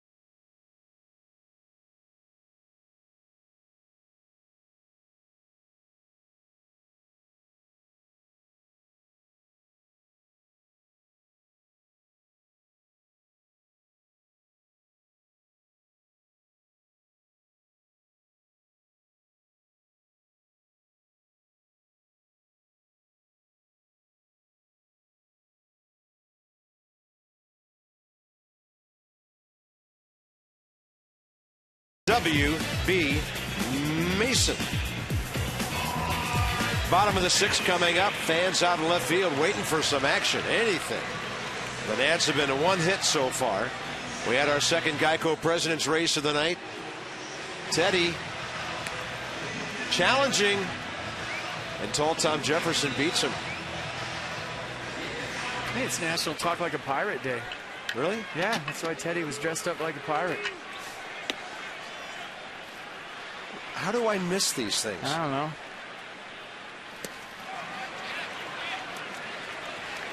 Pittsburgh win? No. It's not National Pirate Day at PNC Park right now. They are, I wouldn't call it a free fall, but the Pirates are really struggling. They're one game over 500, trailing Milwaukee 3-0 at home tonight. Once more, the good fans of Pittsburgh are finding out it's a long season and it's hard to stay in it for 6 months. Zach Duke will take over after the Nats hit for Chin-Ming Wong in this inning. Lombardozzi, Flores, and then a pinch hitter.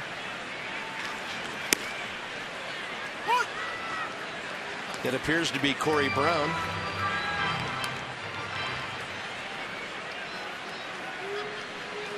Meanwhile, Josh Beckett, got to be one of his best starts of the year. Throws in the breaking ball low. 2 balls, 2 strikes.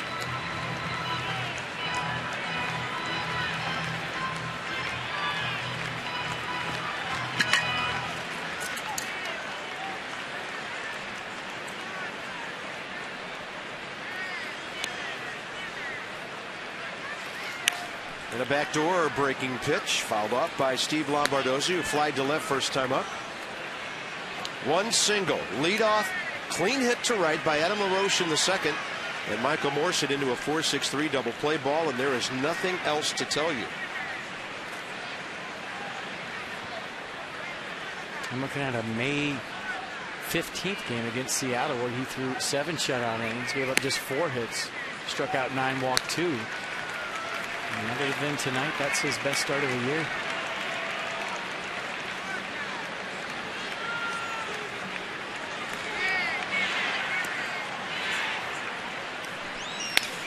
Lombardozzi rolls that one over, and Gonzalez another backhand pick. Wow. He and Josh Beckett look like they're running that play all night. First out, bottom of the 6th. The feed was the best part. I mean, you got to go to your backhand side, but watch the sidearm flip with something on it, right on the money to Josh Beckett. And you want to give this to your first baseman early so he doesn't have to catch the ball and then look for the bag at the same time. So that was key that Gonzalez got rid of it quick, got it to Beckett about 3 steps for the base. Makes the play much more simple. Next up will be Jesus Flores. So here we are in the 6th inning. And the bottom guys in the batting order are batting for the 2nd time.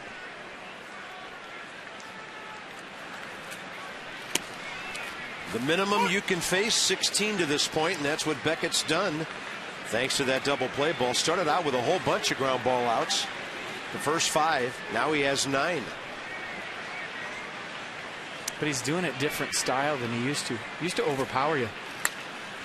94, 96. Dropping that nasty hammer off that. Now he's just sinking it, cutting it, moving it around, changing speeds, keeping you off balance, keeping you guessing which side of the plate he's going to work on. Doing it mostly with heaters, 80%.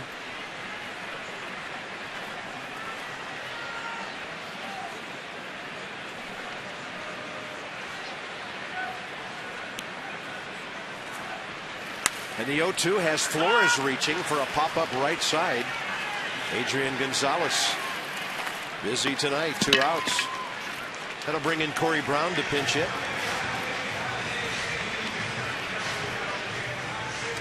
We have an AT&T fact of the game.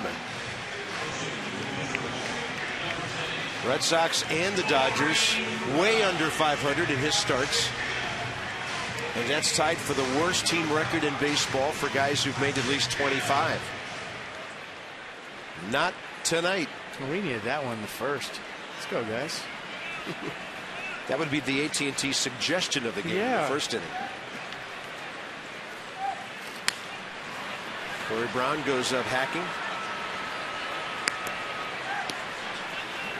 25 homers, 71 RBIs, 83 runs for the league lead in the International League at Syracuse.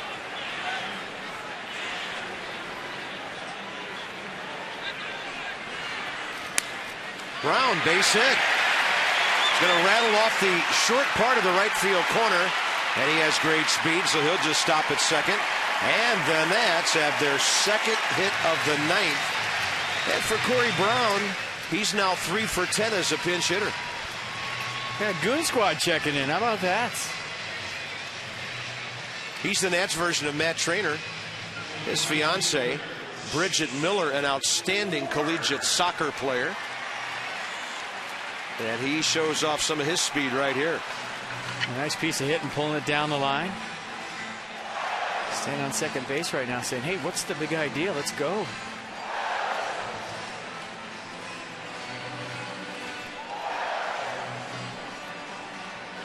Jason Worth 0 for 2.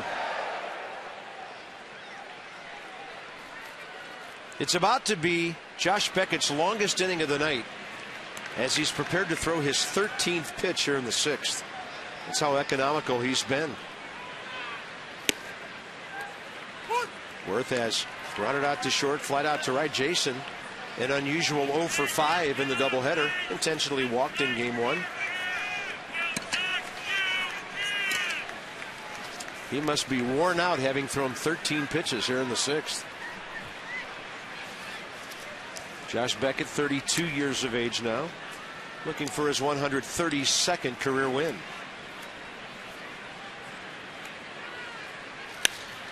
Worth the lift one to left, and right there is Shane Victorino. 2 hits, no runs for the Nats through 6. Dodgers in control of this one with 3 innings to go.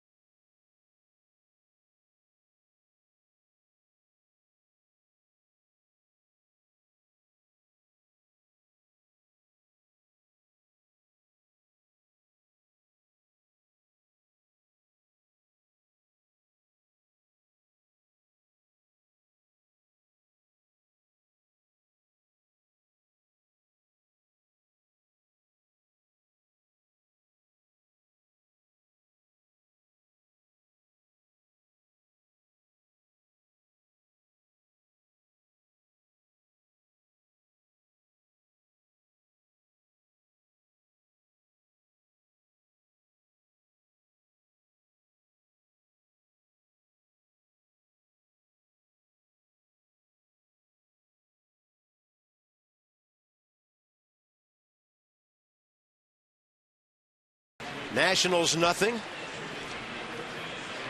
You can win a signed game-worn jersey right off the back of a Nats player or coach. Raffle tickets sold until the 23rd of September between 4:30 to 8:30 p.m. at the Dream Foundation kiosk as you enter the ballpark out in the center field plaza. All proceeds benefit Nats charities. Winners to be announced on Sunday the 23rd at the game. You do not need to be present to win.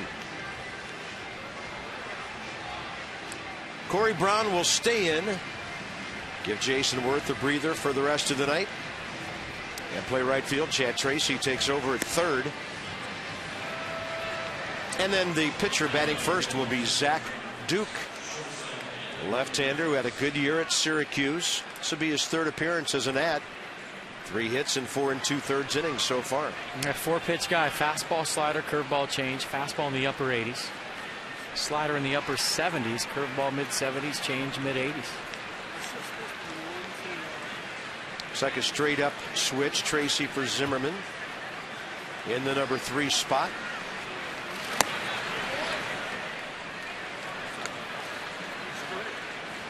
Hanley Ramirez, 3 RBIs in this game. He's 1 for 3.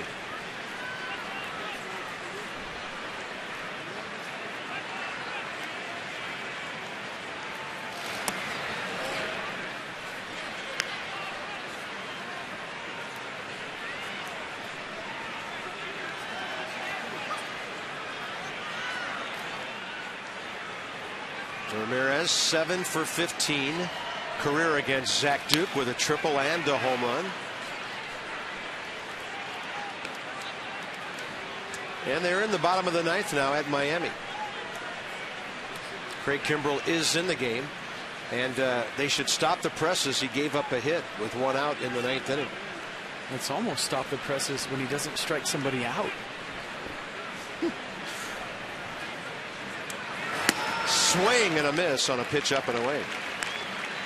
I think Craig Kimbrell will be a pitcher that will get Cy Young consideration. Unusual for a reliever, but FP at times, some closers are so dominant, you got to put him in the conversation. Well, that Friday night game, we didn't really have enough time to talk about it going off the air, but I've never seen a closer come into the game and change the momentum of a baseball game based on his half an inning. I mean, he lit the crowd up. He came in and struck out 3 guys and just kind of turned the whole vibe in that ballpark around all by himself on the mound with one of the most dominating performances I've seen in a long time. And they've used him a lot less this year than they did last year. Kimbrell's got plenty in the tank. That's another reason why a lot of folks are not looking forward to playing the Braves in October.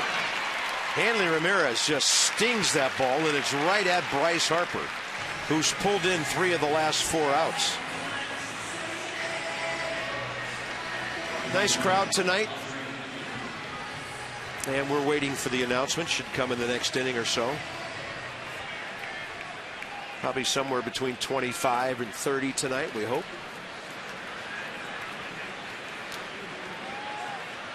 Back to the single game scenario tomorrow night with Chris Capuano dueling left-hander Ross Detwiler. Zach Duke comes forward to grab that one and fires it over to Adam LaRoche, his former Pirate teammate. 2 quick outs here in the top of the 7th. Tonight's copyrighted telecast presented by authority of the Washington Nationals and may not be reproduced or retransmitted in any form, and the accounts and descriptions of this game may not be disseminated without the express written consent of the Washington Nationals.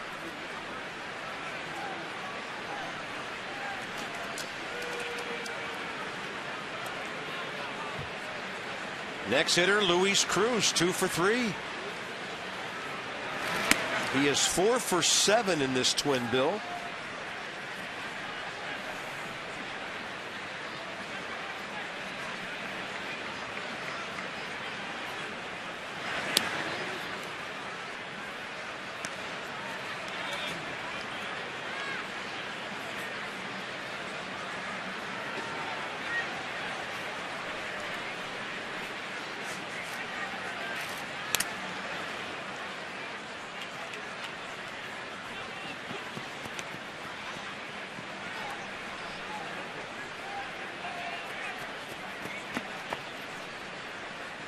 Juan Cruz came into this game hitting .298. He's at .303 now.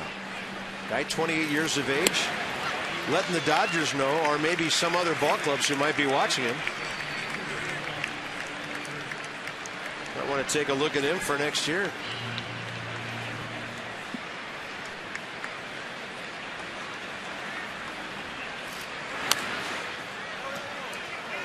Well, you haven't faced him before, and I think there's a feeling out process. I would be surprised tomorrow if he sees a whole lot of strikes. I mean, he's going up there hacking, not waiting around for anything. He's run into a couple strikes tonight, but when you have a guy that aggressive, you don't necessarily have to pound the zone.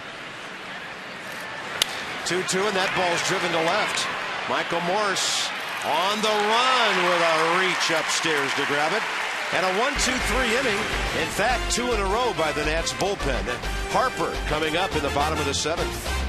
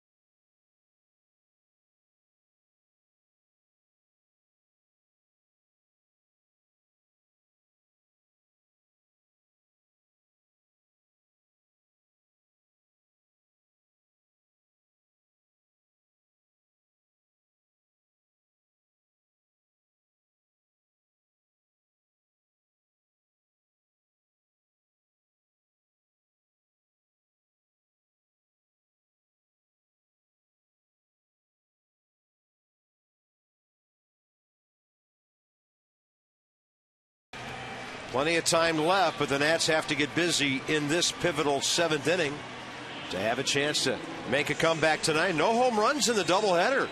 As FP mentioned, ballpark playing big, but whenever a Nat does hit a home run, it'll be $200 more to the Children's National Medical Center, thanks to our Washington area Lexus dealers.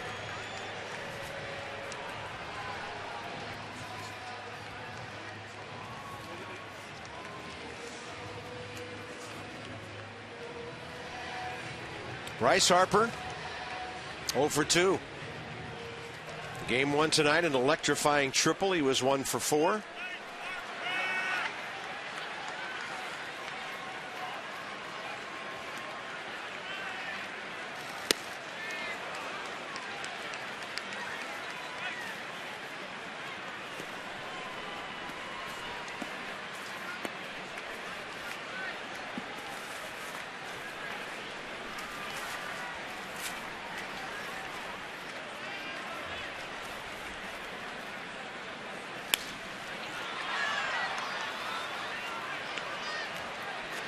Just moving the ball around. One pitch in, one pitch away. One pitch in, doubles up on it. I mean, when you face a guy like this and what he's doing tonight, to simplify things, you just pick a side and go with it. But it's hard because you look at what he's doing. He's just elevating in, out, up, down. And a grand total of 2 strikeouts on the entire evening. And the previous one was striking out John Lannon back in the 3rd. Yeah, 3-pitch see you right here to Bryce. And Alan Porter didn't even ask for help. Didn't work out very well the last time he did either. So here's Chad Tracy. Chad, first pitch swinging. Right field, Andre Ethier. So Tracy in there for Zimmerman. Now Adam LaRoche. Ranks among first basemen. Who's having a better season than him And this is a man, as we said this afternoon, with 30 homers and 94 RBIs, soon to be 100, that deserves MVP consideration. Well, that's just not any position either. That's the Sluggers Club. First base. When you talk about all the great first basemen in the major league level, look at the numbers. First, second. And I've got another couple of firsts for you. Best hitter on the best record team in baseball. Yeah. Most of the season. Discover Kia's full lineup of high quality, stylish, and dependable vehicles. To learn more, visit kia.com. Definitely belongs in the conversation. No doubt about it, for most valuable player. But some guy named Ryan Braun is all of a sudden just dominating the National League. Yeah. 40 home runs going into tonight. A .314 average. 5th in the league. 96 runs scored. 104 RBIs. That's tops in the league. And he's looking at a triple crown. That's tough to argue with. But LaRoche is definitely MVP of this club for what he's meant offensively and defensively. And Josh Beckett has him reaching out to roll one over. Nats go quietly again. 2 hits and 7 shutout innings by Josh Beckett.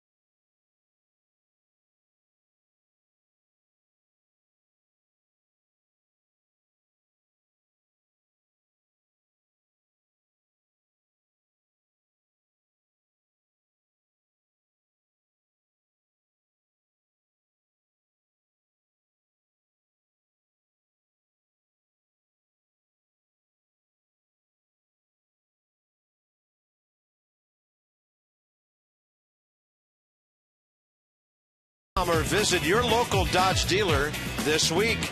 And by Verizon 4G LTE. More 4G LTE coverage than all other carriers combined. Beautiful look at the Washington Monument and the Jefferson Memorial to the south. Reagan National Airport in the distance across the Potomac. And Tyler Moore will give Adam LaRoche the rest of the night off. I know you've talked about this before, and it's not always a 6-0 game when the other guy's totally dominant.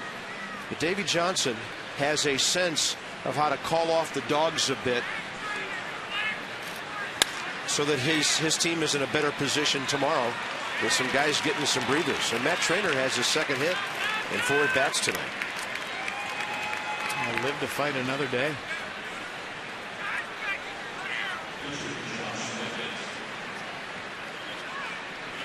Here comes Josh Beckett, 0 for 2 with the sacrifice.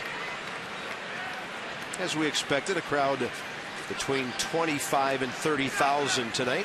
Just a click under 27, 26,931. As he shows bunt, everybody charging. Heads up, heads up. Angles the bat, and it's way foul.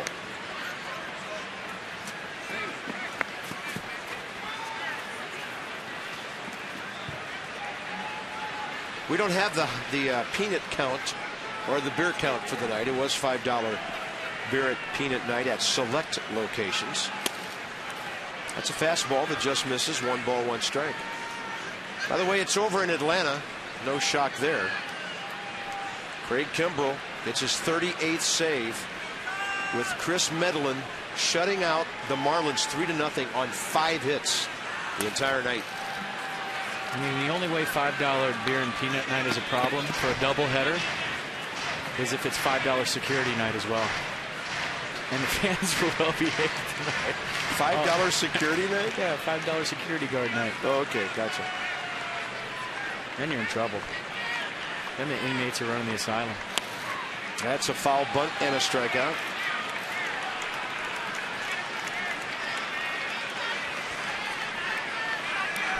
Yeah, that's 21 straight starts now by Chris Medlin. Going back to last year, the Braves have won. So, if the Nats cannot come back and win this one on the night, they'll lose a half game to the Braves and be 5 up.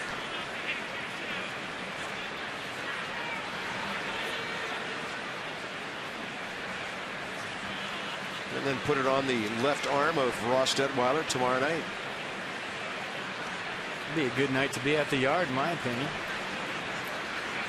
Could be fun. Could be historic.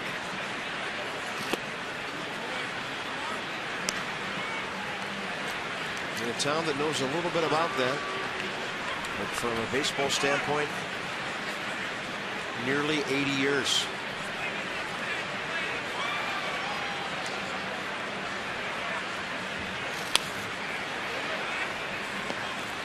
Mark Ellis 1 for 4. Zach Duke, second inning of work here.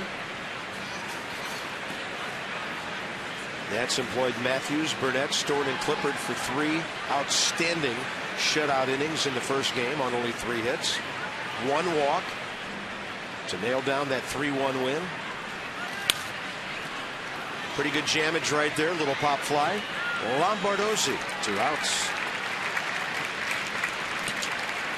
Washington area Toyota dealers making a donation to the Children's Inn, the National Institutes of Health. $37 for every strikeout by a Nationals pitcher this season. And that's to help children and their families while the kids receive great medical treatment at the National Institutes of Health.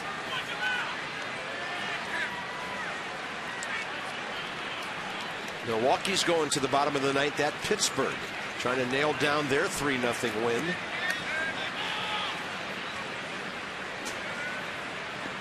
And that was a problem when the Nats played the Brewers, nailing down anything with the back end of their bullpen. Boy, it was. They were having a nightmare.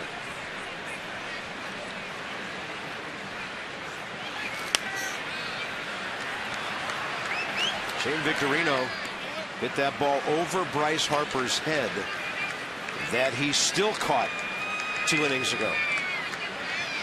Last time up, so Victorino's had some good swings tonight, a double. He's been hit by a pitch, scored a run.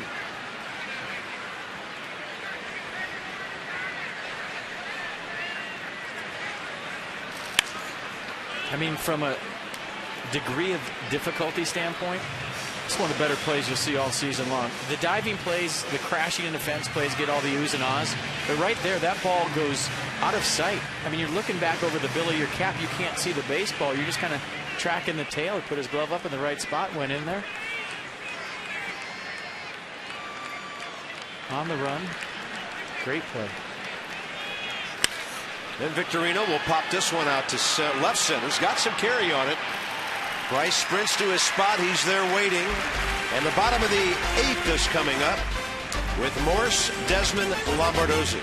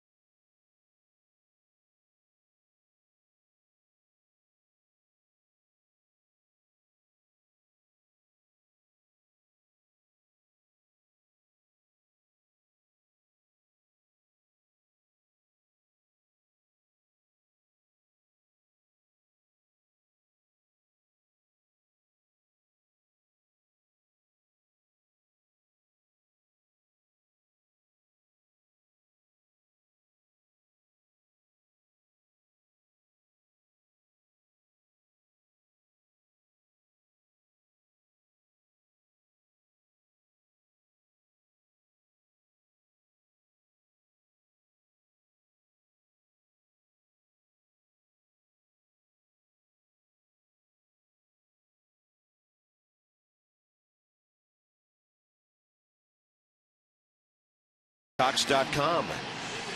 John Lennon trying to go 4-0 this year, but the Dodgers got to him in the third and the fourth. Hanley Ramirez did 3 RBI damage, and Josh Beckett has been nearly untouchable. No, he's been bueno tonight. Everything he's got is working. The two-seam fastball backdooring it to righties. He's kept it down, got ground balls when he needs them. And the backdoor curveball to John Lennon. So two-seam fastball cutter. Elevated fastball when he needs it. I mean, he's been good. There's no other way to put it. It's a hot hitting team, and he's absolutely shut down here tonight at Nats Park.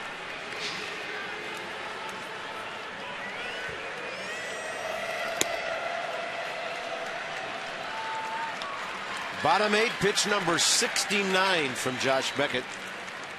Just missing to Michael Morse. 0 for 2 tonight. 1 for 4 with a single. His first time up today. Drives this ball to right. It is carrying, and it is gone into the first row. Michael Morse, 50th RBI on his 14th home run.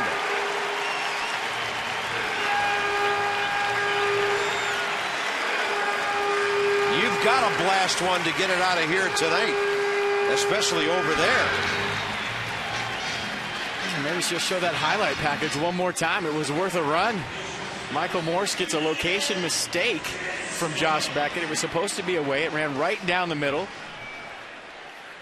And you talk about getting the beast back with some pop. 5-run game. That was a big swing of the bat. Just for the fact that you know his wrist is barking. You know he's sore. He took 8 days off. Home run the other way on a cold night. Ooh. Good stuff. By the way, that ties the franchise record for home runs in a season, 174, set by the Expos. And here's Ian Desmond, one of the 2 remaining players from the Montreal organization, with Bernardina, and he checks in with a base hit. And suddenly the Nats are making some 8th inning noise. Lombardozzi is next.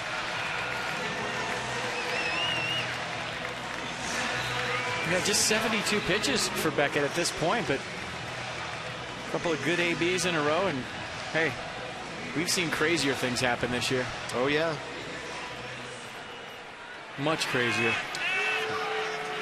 Well, a couple of years ago, back in 09, the Dodgers had a 6-0 first inning lead against the Nats, who came back and won. Gordon Zimmerman was pitching that night. And then Lombardozzi puts a charge into that ball. It is gone. And hold on. It's a 6-3 game. Lombardozzi's 3rd big league home run. Call your friends. We got a Wego.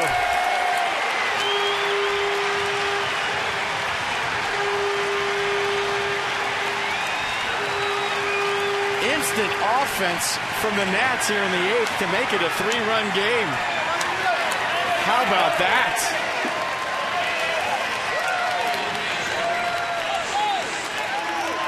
Jesus Flores and then Corey Brown.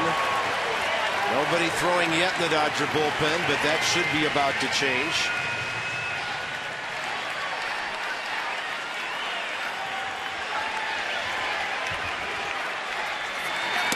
Jesus Flores takes a strike. 3rd homer of the year for Lombardozzi. A little cutter on the inner half. Just dropping the head on it. And you're just wondering, would this carry out of this ballpark tonight when we've seen so many fly balls die at the track? Ronald Belisario is up for the Dodgers, a right-hander who did warm up in game 1. That was some blast by Lombardozzi. 3rd big league home run. RBI total shot up to 25. 2 balls, 1 strike. Jesus Flores ahead. Corey Brown on deck. The best part about this ball club, you can break it down any way you want, is that they don't quit. They don't know how to quit. Flores hits it sharply, but right at Luis Cruz.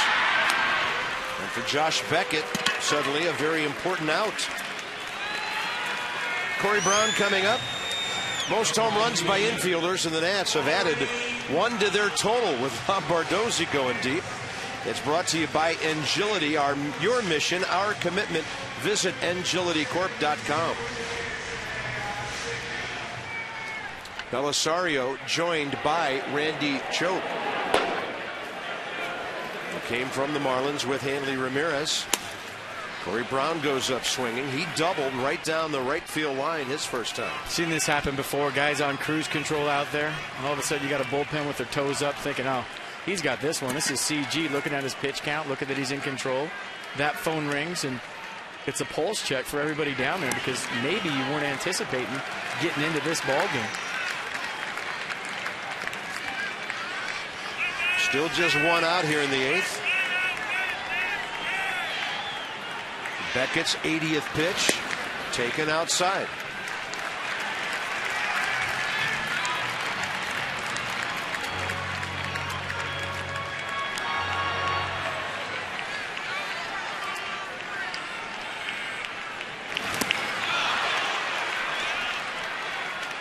Pretty good action on that 87. A 2-1 changeup, betting that Brown was swinging. Shark siding.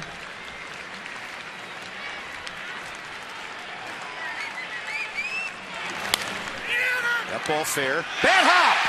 And it's off the glove. And going to second base is Corey Brown. Adrian Gonzalez has handled everything else tonight. Not that one. They're going to give him an error, but that was a nasty hop right at the end. And that ball had a ton of overspin on it. You can see this one coming. Overspin's the perfect word because when this ball hits right there, second hop in the dirt, Gonzalez looking back like a putter that misses a putt with a cleat mark on the funny hop he got. He looked right back at the dirt, got an in-between hop, and Brown hustling all the way, gets into second. And the Nats are a base hit away from making this a 2-run game. Yeah, they are one base runner away from having the tying run in the batter's box. And how quickly did the end come for Josh Beckett here in the 7th inning? So he goes 7 1/3. The Nats will only get him for 5 hits, but 3 of them in this inning and 2 have left the premises.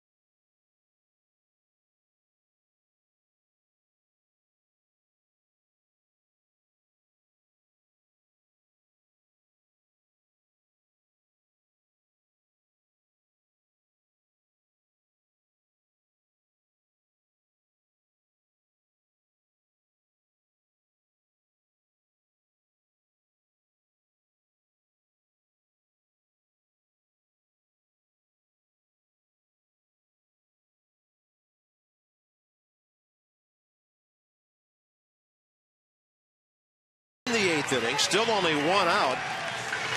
And in a moment we'll have a pinch hitter. And then Harper.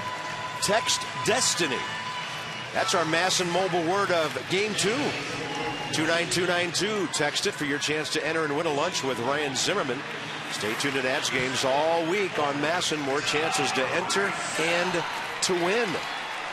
Mark DeRosa batting for Zach Duke. Left-hander Randy Choate is in, not Belisario. We're going to bring in the right-hander. It's the lefty, and then Davey Johnson counters with DeRosa. It's a nice matchup.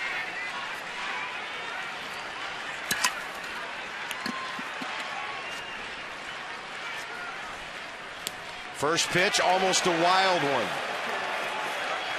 The Shark has been a decoy in both games of this doubleheader. Yes, he has. Choate two-pitch guy. Sidearm fastball 86. Sidearm slider 76.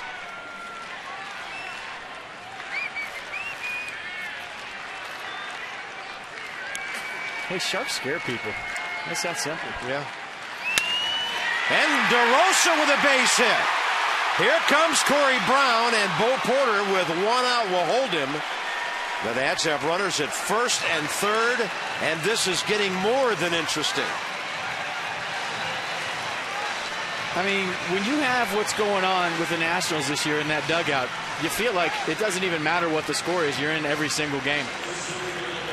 And I'm telling you what, that missed call by Alan Porter is going to come in big right now. Oh, my gosh, you're right. And that's why I got so upset when I saw it the first time. Because we've seen this club play all season long, that they're never out of any game.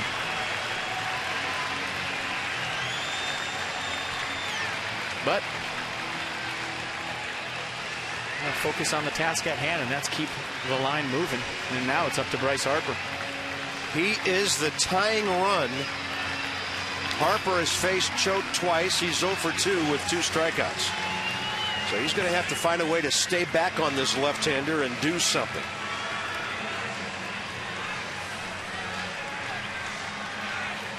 Four hits and an error in the inning, and still only one out. Boy, if you left early, you're missing a thriller. What new?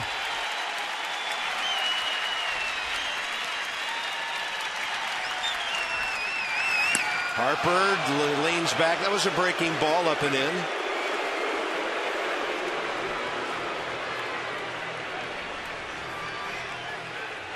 Corey Brown, great speed at third. Could come into play if there's a fly ball that's not that deep.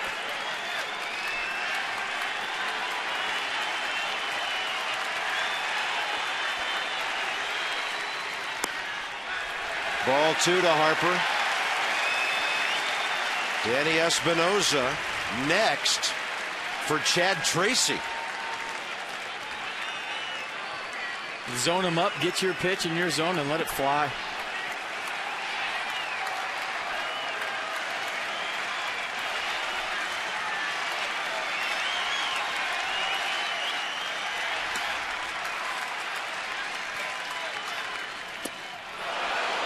'88 with Sink.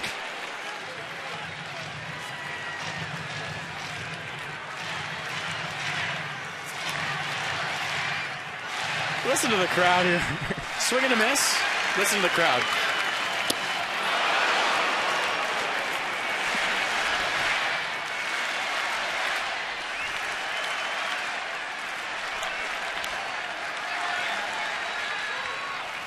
Harper, little dribbler, a run's going to score, and he is safe. It is 6-4, and the tying run's on base. Don Mattingly needs a 20-second timeout. The speed of Harper stealing RBI number 51. I mean, you knew as soon as this ball hopped one last time, it was going to be an infield single. If Cruz comes in and gets that hop before that, he's got Harper. But as soon as that ball hopped one more time, the speed of Bryce Harper allows Corey Brown to score and make this a 6-4 game.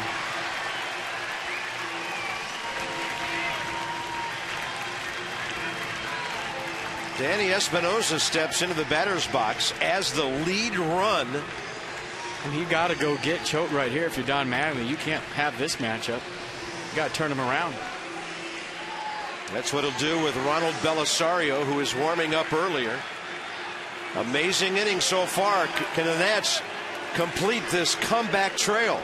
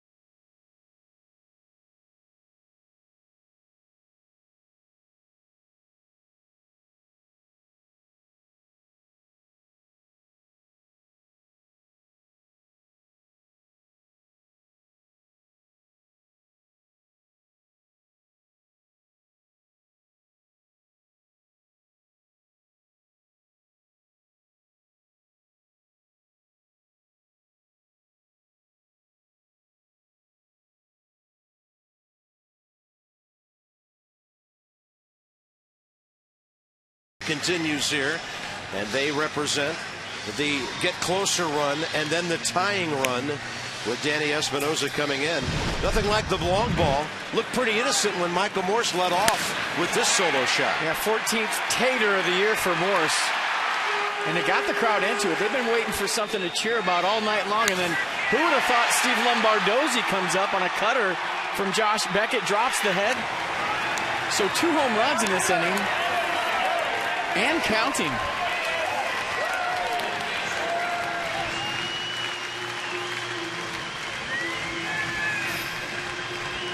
So the right-hander, Ronald Belisario, who Danny Espinosa has never faced.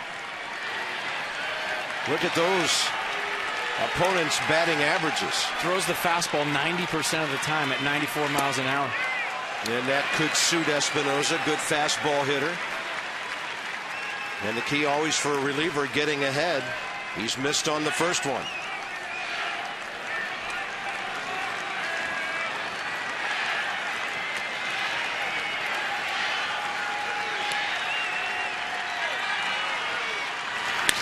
That is a base hit to left field.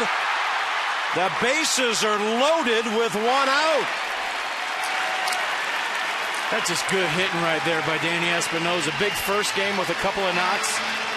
Comes off the bench here, gets a 2-seam fastball down and away. Doesn't try to pull it. Belisario looking for the double play ground ball to get out of the inning. He goes with it, but it's up. That sinker is down another couple inches. It's right where he wants it, but he does a nice job of going 5.5 hole right there. Bo Porter doing a nice job of holding DeRosa. How good is this? Now the tying runs at second base. Still only 1 out. And Tyler Moore, who came in to give Adam LaRoche the rest of the night off, finds himself in quite a spot here. And he's never faced Belisario.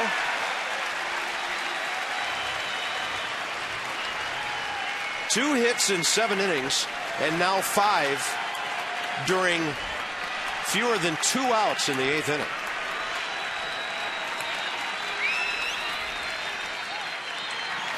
And Tyler Moore takes a fastball called a strike. Oh, a high strike right there from Alan Porter. Maybe inside, too. Let's see what Pitch Track says. I think that's in. 9th man to bat in the inning is Tyler Moore.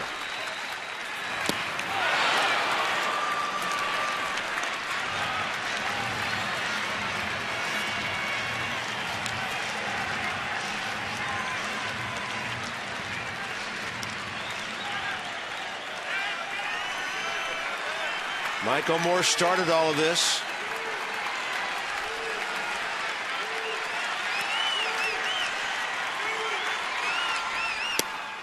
That is just low. That is a good take. We say that all the time, but that is truly a good take because that looked like a strike for about 58.5 feet, and the bottom drops out. That's a ground ball to somebody waiting to happen. 2 balls, 2 strikes.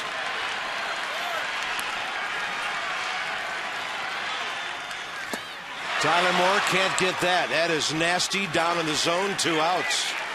Here comes Michael Morse again. And bad thing is that Tyler Moore didn't drive in the run. Good thing is he just didn't put the ball in play with 2 strikes on the ground. It keeps the inning alive. Yeah. Strikeout's not the worst thing in the world right there when you have the beast on deck.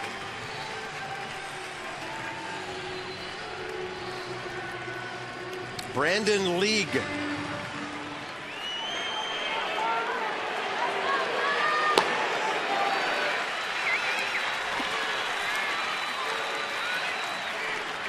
Michael Morse has never faced this right-hander. Mike, of course, was injured on the DL when the Nats visited L.A. Pretty good solid block by Matt Trainer. I'll tell you what, if you're Michael Morse right now and you an opposite field home run to start this inning on something up and away, you can almost guarantee that you're going to get a 2-seam fastball in the inner half. And good hitters think that way. You eliminate pitches by what you did the previous at-bats. He went opposite field home run on a pitch away. I'll guarantee you he's looking for something middle in right here to turn the fan on. And I think that's a dangerous spot to go if you don't get it in there. 1-0 pitch. Man, he's got some late sink on that fastball. Third base, DeRosa. Behind him, Harper. That's great to have that kind of speed as the tying run. And then, of course, Danny Espinosa, great speed as well.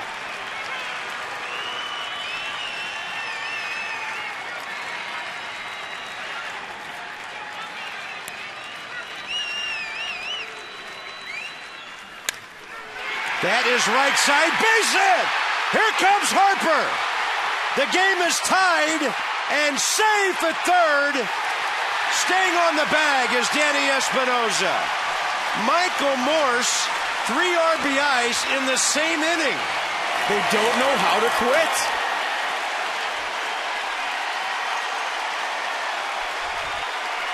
How clutch is this? The Beast with 2 big hits in the inning, a home run to start it. Comes around for his second at-bat of the inning, gets a sinker down the way. And I've never seen Bo Porter wave harder in my life, but Ethier can throw. Harper with a good jump. He decides to go to third. And just like that instant offense, we got ourselves a tie game. Unbelievable. John Lannon is off the hook. Josh Beckett cannot win the game. And the Nats have unbelievably tied this thing. Now Ian Desmond, who singled after the Morse homer, could put him on top. And Tyler Clippard is up. 9 hits for the Nats now, and a 6-6 tie. Desmond, he's hit, and the bases are loaded. That'll bring up Lombardozzi again. This is fast break offense.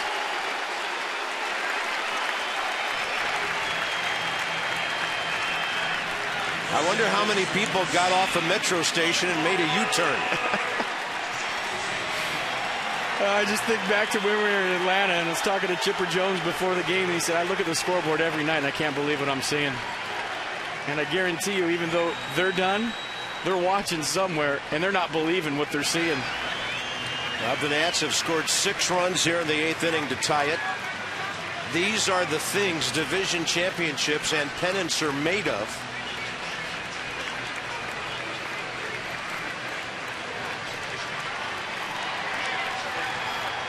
I think Donnie Mattingly's expression says it all.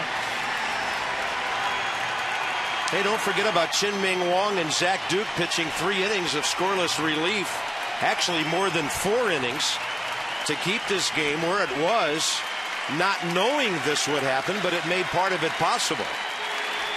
The good thing about Lombardozzi is he's a contact hitter. Well, he's going to get a fastball. He threw a slider in the dirt. He probably doesn't want to go back to that pitch. He gets a strike.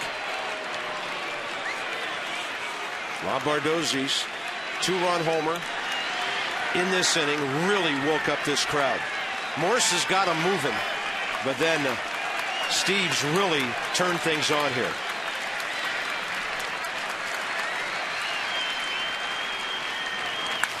Up the middle, Belisario with a lollipop to first, but the Nats have tied this game.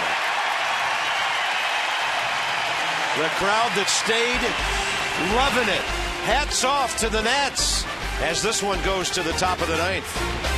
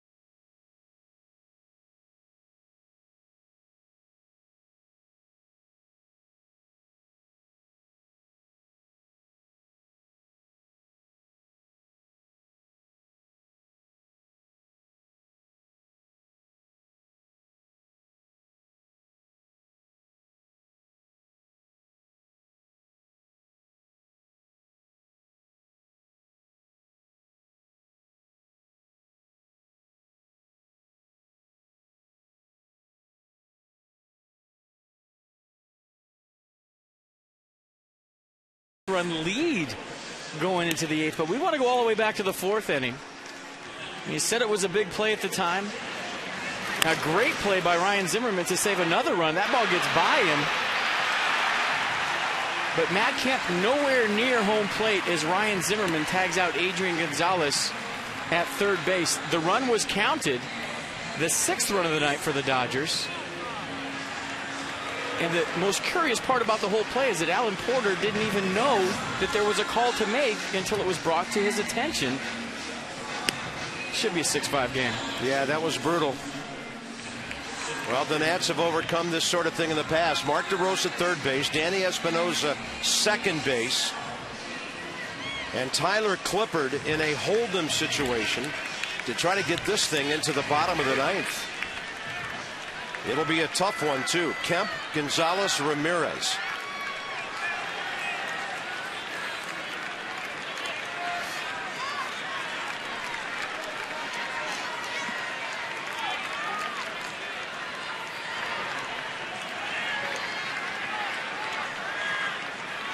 Matt Kemp against Tyler Clippard.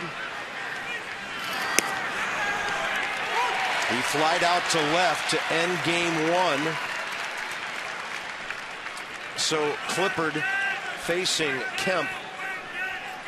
Matt just 2 for 8 against him.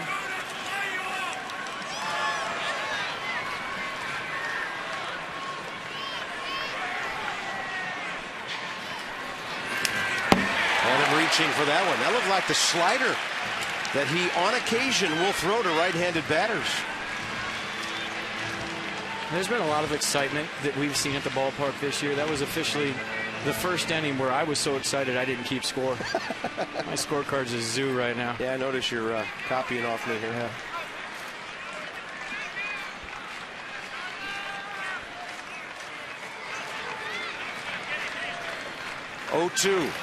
Kemp got extension there. Really took a whale at that one. Hey, go up there. You got to get it up there.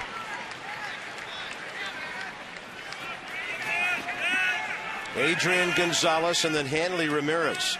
So you want to be a closer, right? The big boys are waiting for you.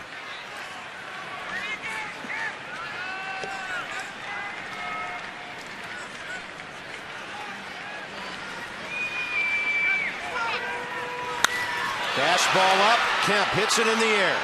Harper watching it. Dodgers have the lead. Matt Kemp's 19th of the year.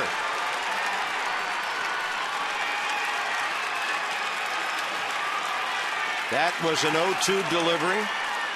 And the Dodgers lead 7-6. Well, you saw the pitch before that. He was on it. He fouled it straight back. And if you're going to elevate the fastball, you got to go higher than high. Matt Kemp likes it up there. And you see him getting on top of the heater from Tyler Clippard. And that ball was hit. You got to hit it hard to get it out of this ballpark tonight. And Tyler Clippard trying to elevate that thing. Left it just high enough for Matt Kemp to get on top. Adrian Gonzalez now.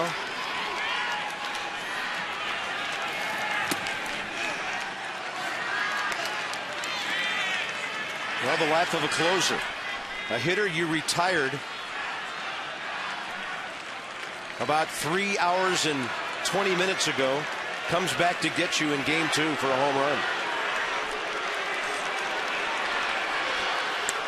That ball hooked over to Tyler Moore, who can't reach it. Foul ball. Brandon Lee back up. He had 11 saves for Seattle. 2 for the Dodgers since coming over.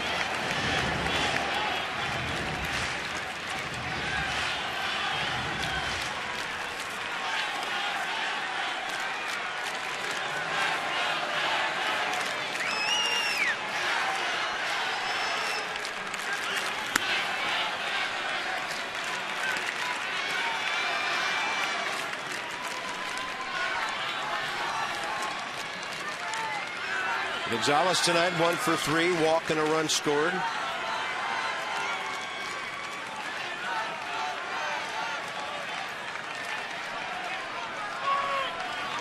And a 2-1 is slapped to the offside.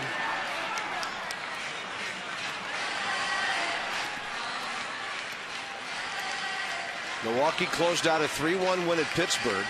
The Phillies got 2 in the 9th on a Ryan Howard homer. Now they lead the Mets. It looks like the Mets have just gone out in the bottom of the 9th. So some wild card things are going a little wild here in the last few minutes. Dodgers retaking the lead here. Milwaukee winning, and the Phillies about to win, if they haven't already. That game's gone final in the last few moments.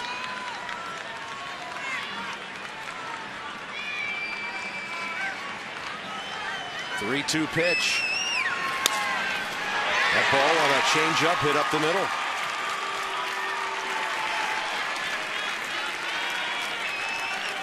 Well, the Dodgers go 2 for 2 against Clippard after he gave up a harmless single in the top of the 9th of Game 1. Hanley Ramirez will be next.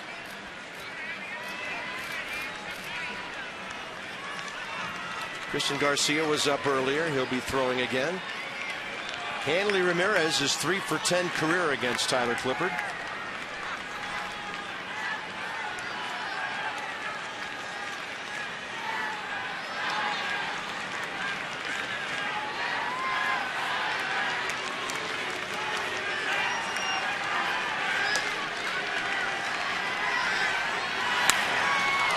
And Ramirez first pitch swinging.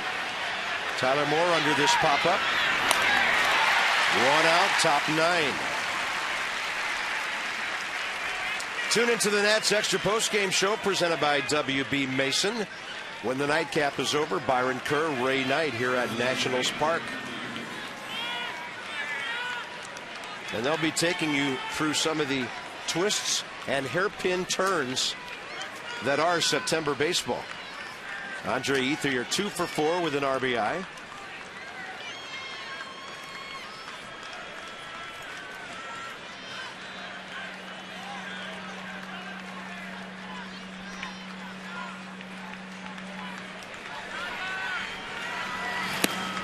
Big change up on the first one. Ethier 0 for 5 with 3 strikeouts career against Tyler Clippard. Actually 0 for 6. He flew him out to center for the second out in the 9th inning in Game 1.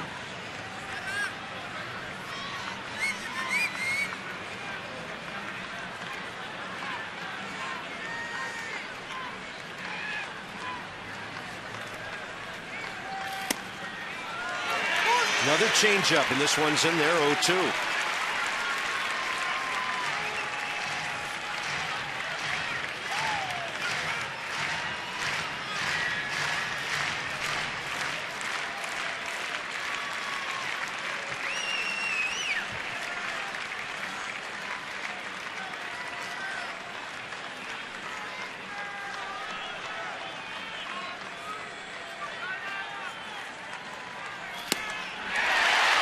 Well, Tyler Clippard battles back for a second out.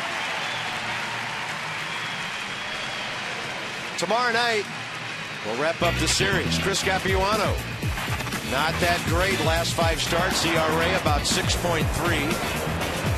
The left-hander, who's 11-10, will face Ross Detwiler, who's looking for number 10. And Ross on this diamond, 7-2 with a 2.67 ERA. Nats Extra 6:30. And first pitch 7:05 tomorrow night. Well, you know this guy's swinging.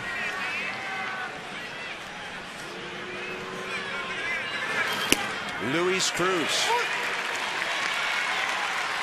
Perfect pitch to a corner.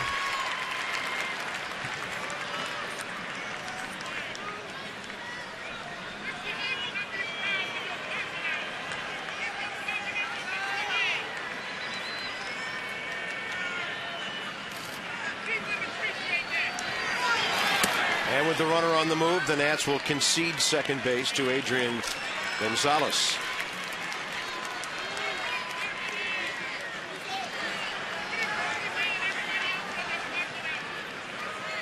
Well, that changes the whole at bat. Now you got a runner in scoring position with 2 outs.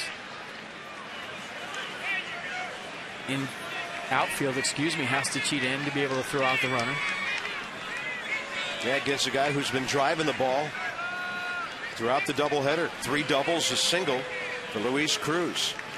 2 outs, runner on first. You're in the outfield. You give the hitter some room because you're trying to cut down the gaps. But scoring position, now you got to take a few steps in to throw them out.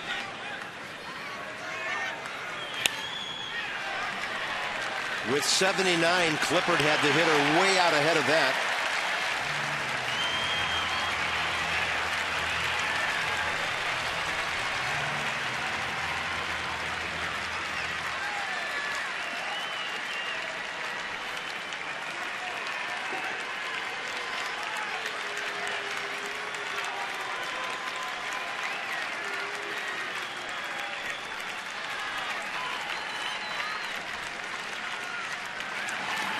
Holds on to that changeup. Back to the screen all the way to third base now. Gonzalez on a wild pitch.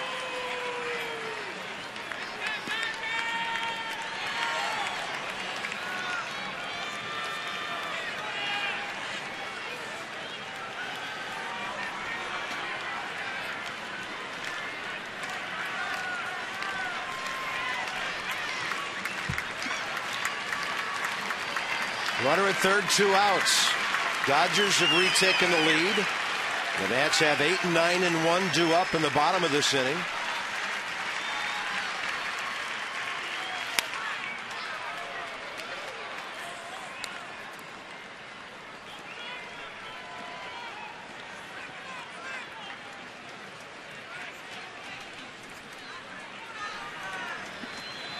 A good fastball away right there to Cruz.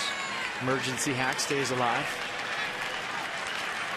Maybe go inner half right here with 2.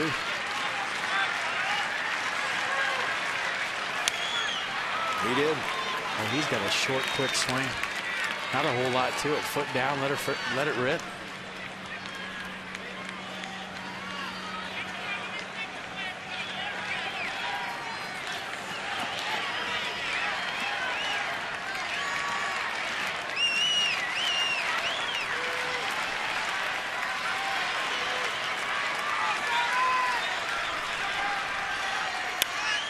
Got him on a pop-up on an off-speed pitch. Ian Desmond takes charge. And the Nats will have to come from behind again. Down by 1, bottom of the 9th. Straight ahead.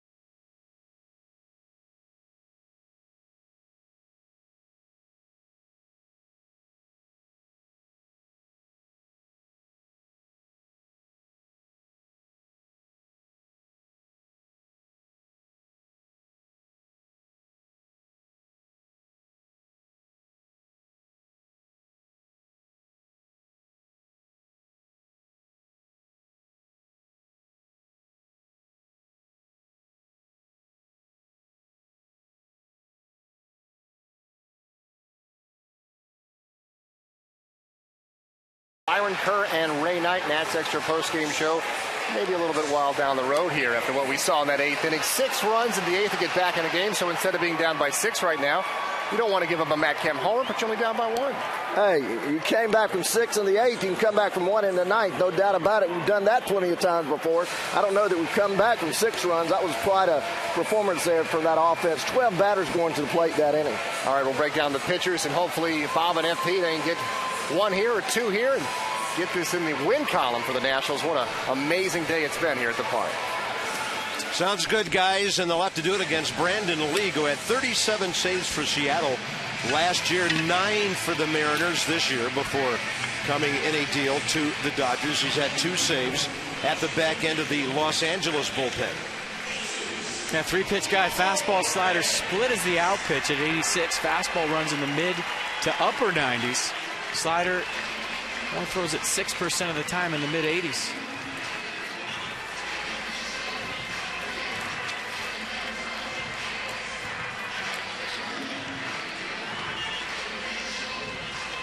So the Nats try to get Tyler Clippard off the hook here in the bottom of the 9th inning. Jesus Flores against Brandon League. Bunch of the Nats will be seeing this guy in person for the first time. He's got a sidearm whip, and that one breaks outside. Jesus Flores, Corey Brown, Mark DeRosa. Flores with a 2-hopper. Mark Ellis. 1 out.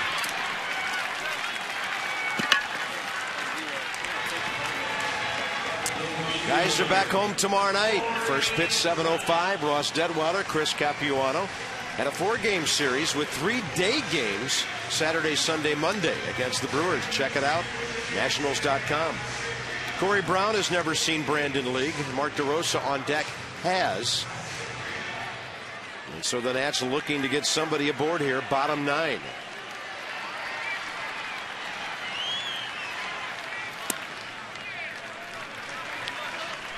League 29 years of age, 6'2", 210. Originally drafted by Toronto back in 01. With the Blue Jays 04 through 09. And you look at his numbers, 20 and a third for the Dodgers coming into the night. 11 walks. You got to make him throw strikes, get him in the zone. Well, yeah, 11 walks in 20 innings.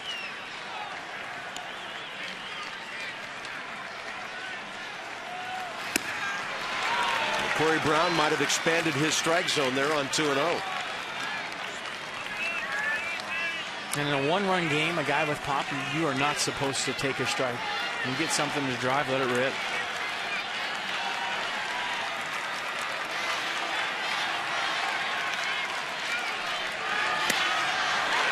Taking his shot, 96 up there, hard to catch up with.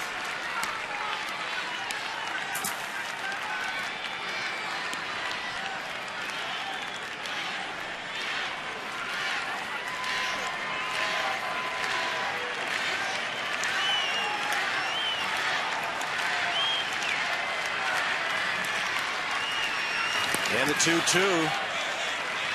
Looked like you threw a hard-breaking ball down and in. Well, this becomes a very big pitch, obviously, in a 1-run game. Mark DeRosa, you get a runner on first, good at hitting behind the runner. And Mark has seen the league before, 6 at-bats. Corey Brown strikes out on that 95-mile-an-hour heater, 2 down.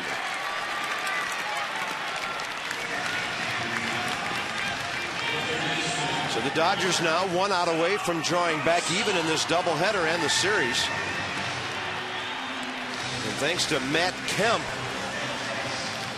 in a position to beat the Nats for the 4th time in 5 games this year. Kemp had a walk-off homer against the Nats in L.A.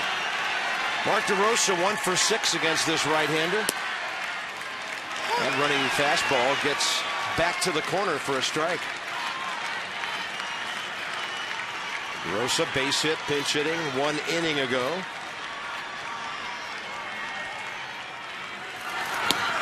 And he throws him a hard slider, 88.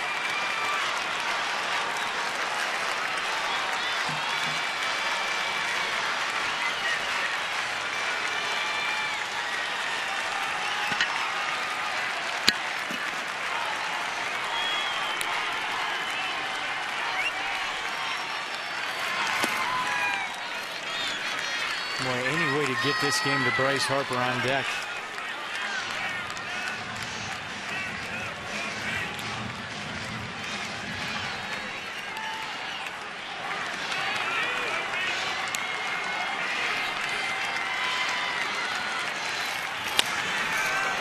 Left side on the charge, Luis Cruz, and the Dodgers will salvage the nightcap. In just under 3 hours, they will win a 7-6 thriller that the Nats made a game of, but could not overcome a brutal call by the home plate umpire that cost him a run innings ago. But they kept battling back and almost made it back to sweep this thing. Good fight. Get him tomorrow. That's all you can do is battle. They've done it all year. Good game. So the Nats postseason magic number will hold at 1, and the division magic number holding at 2. We'll join you tomorrow night. Nats Extra 6:30. And then after that, it'll be Ross Detweiler against Chris Capuano.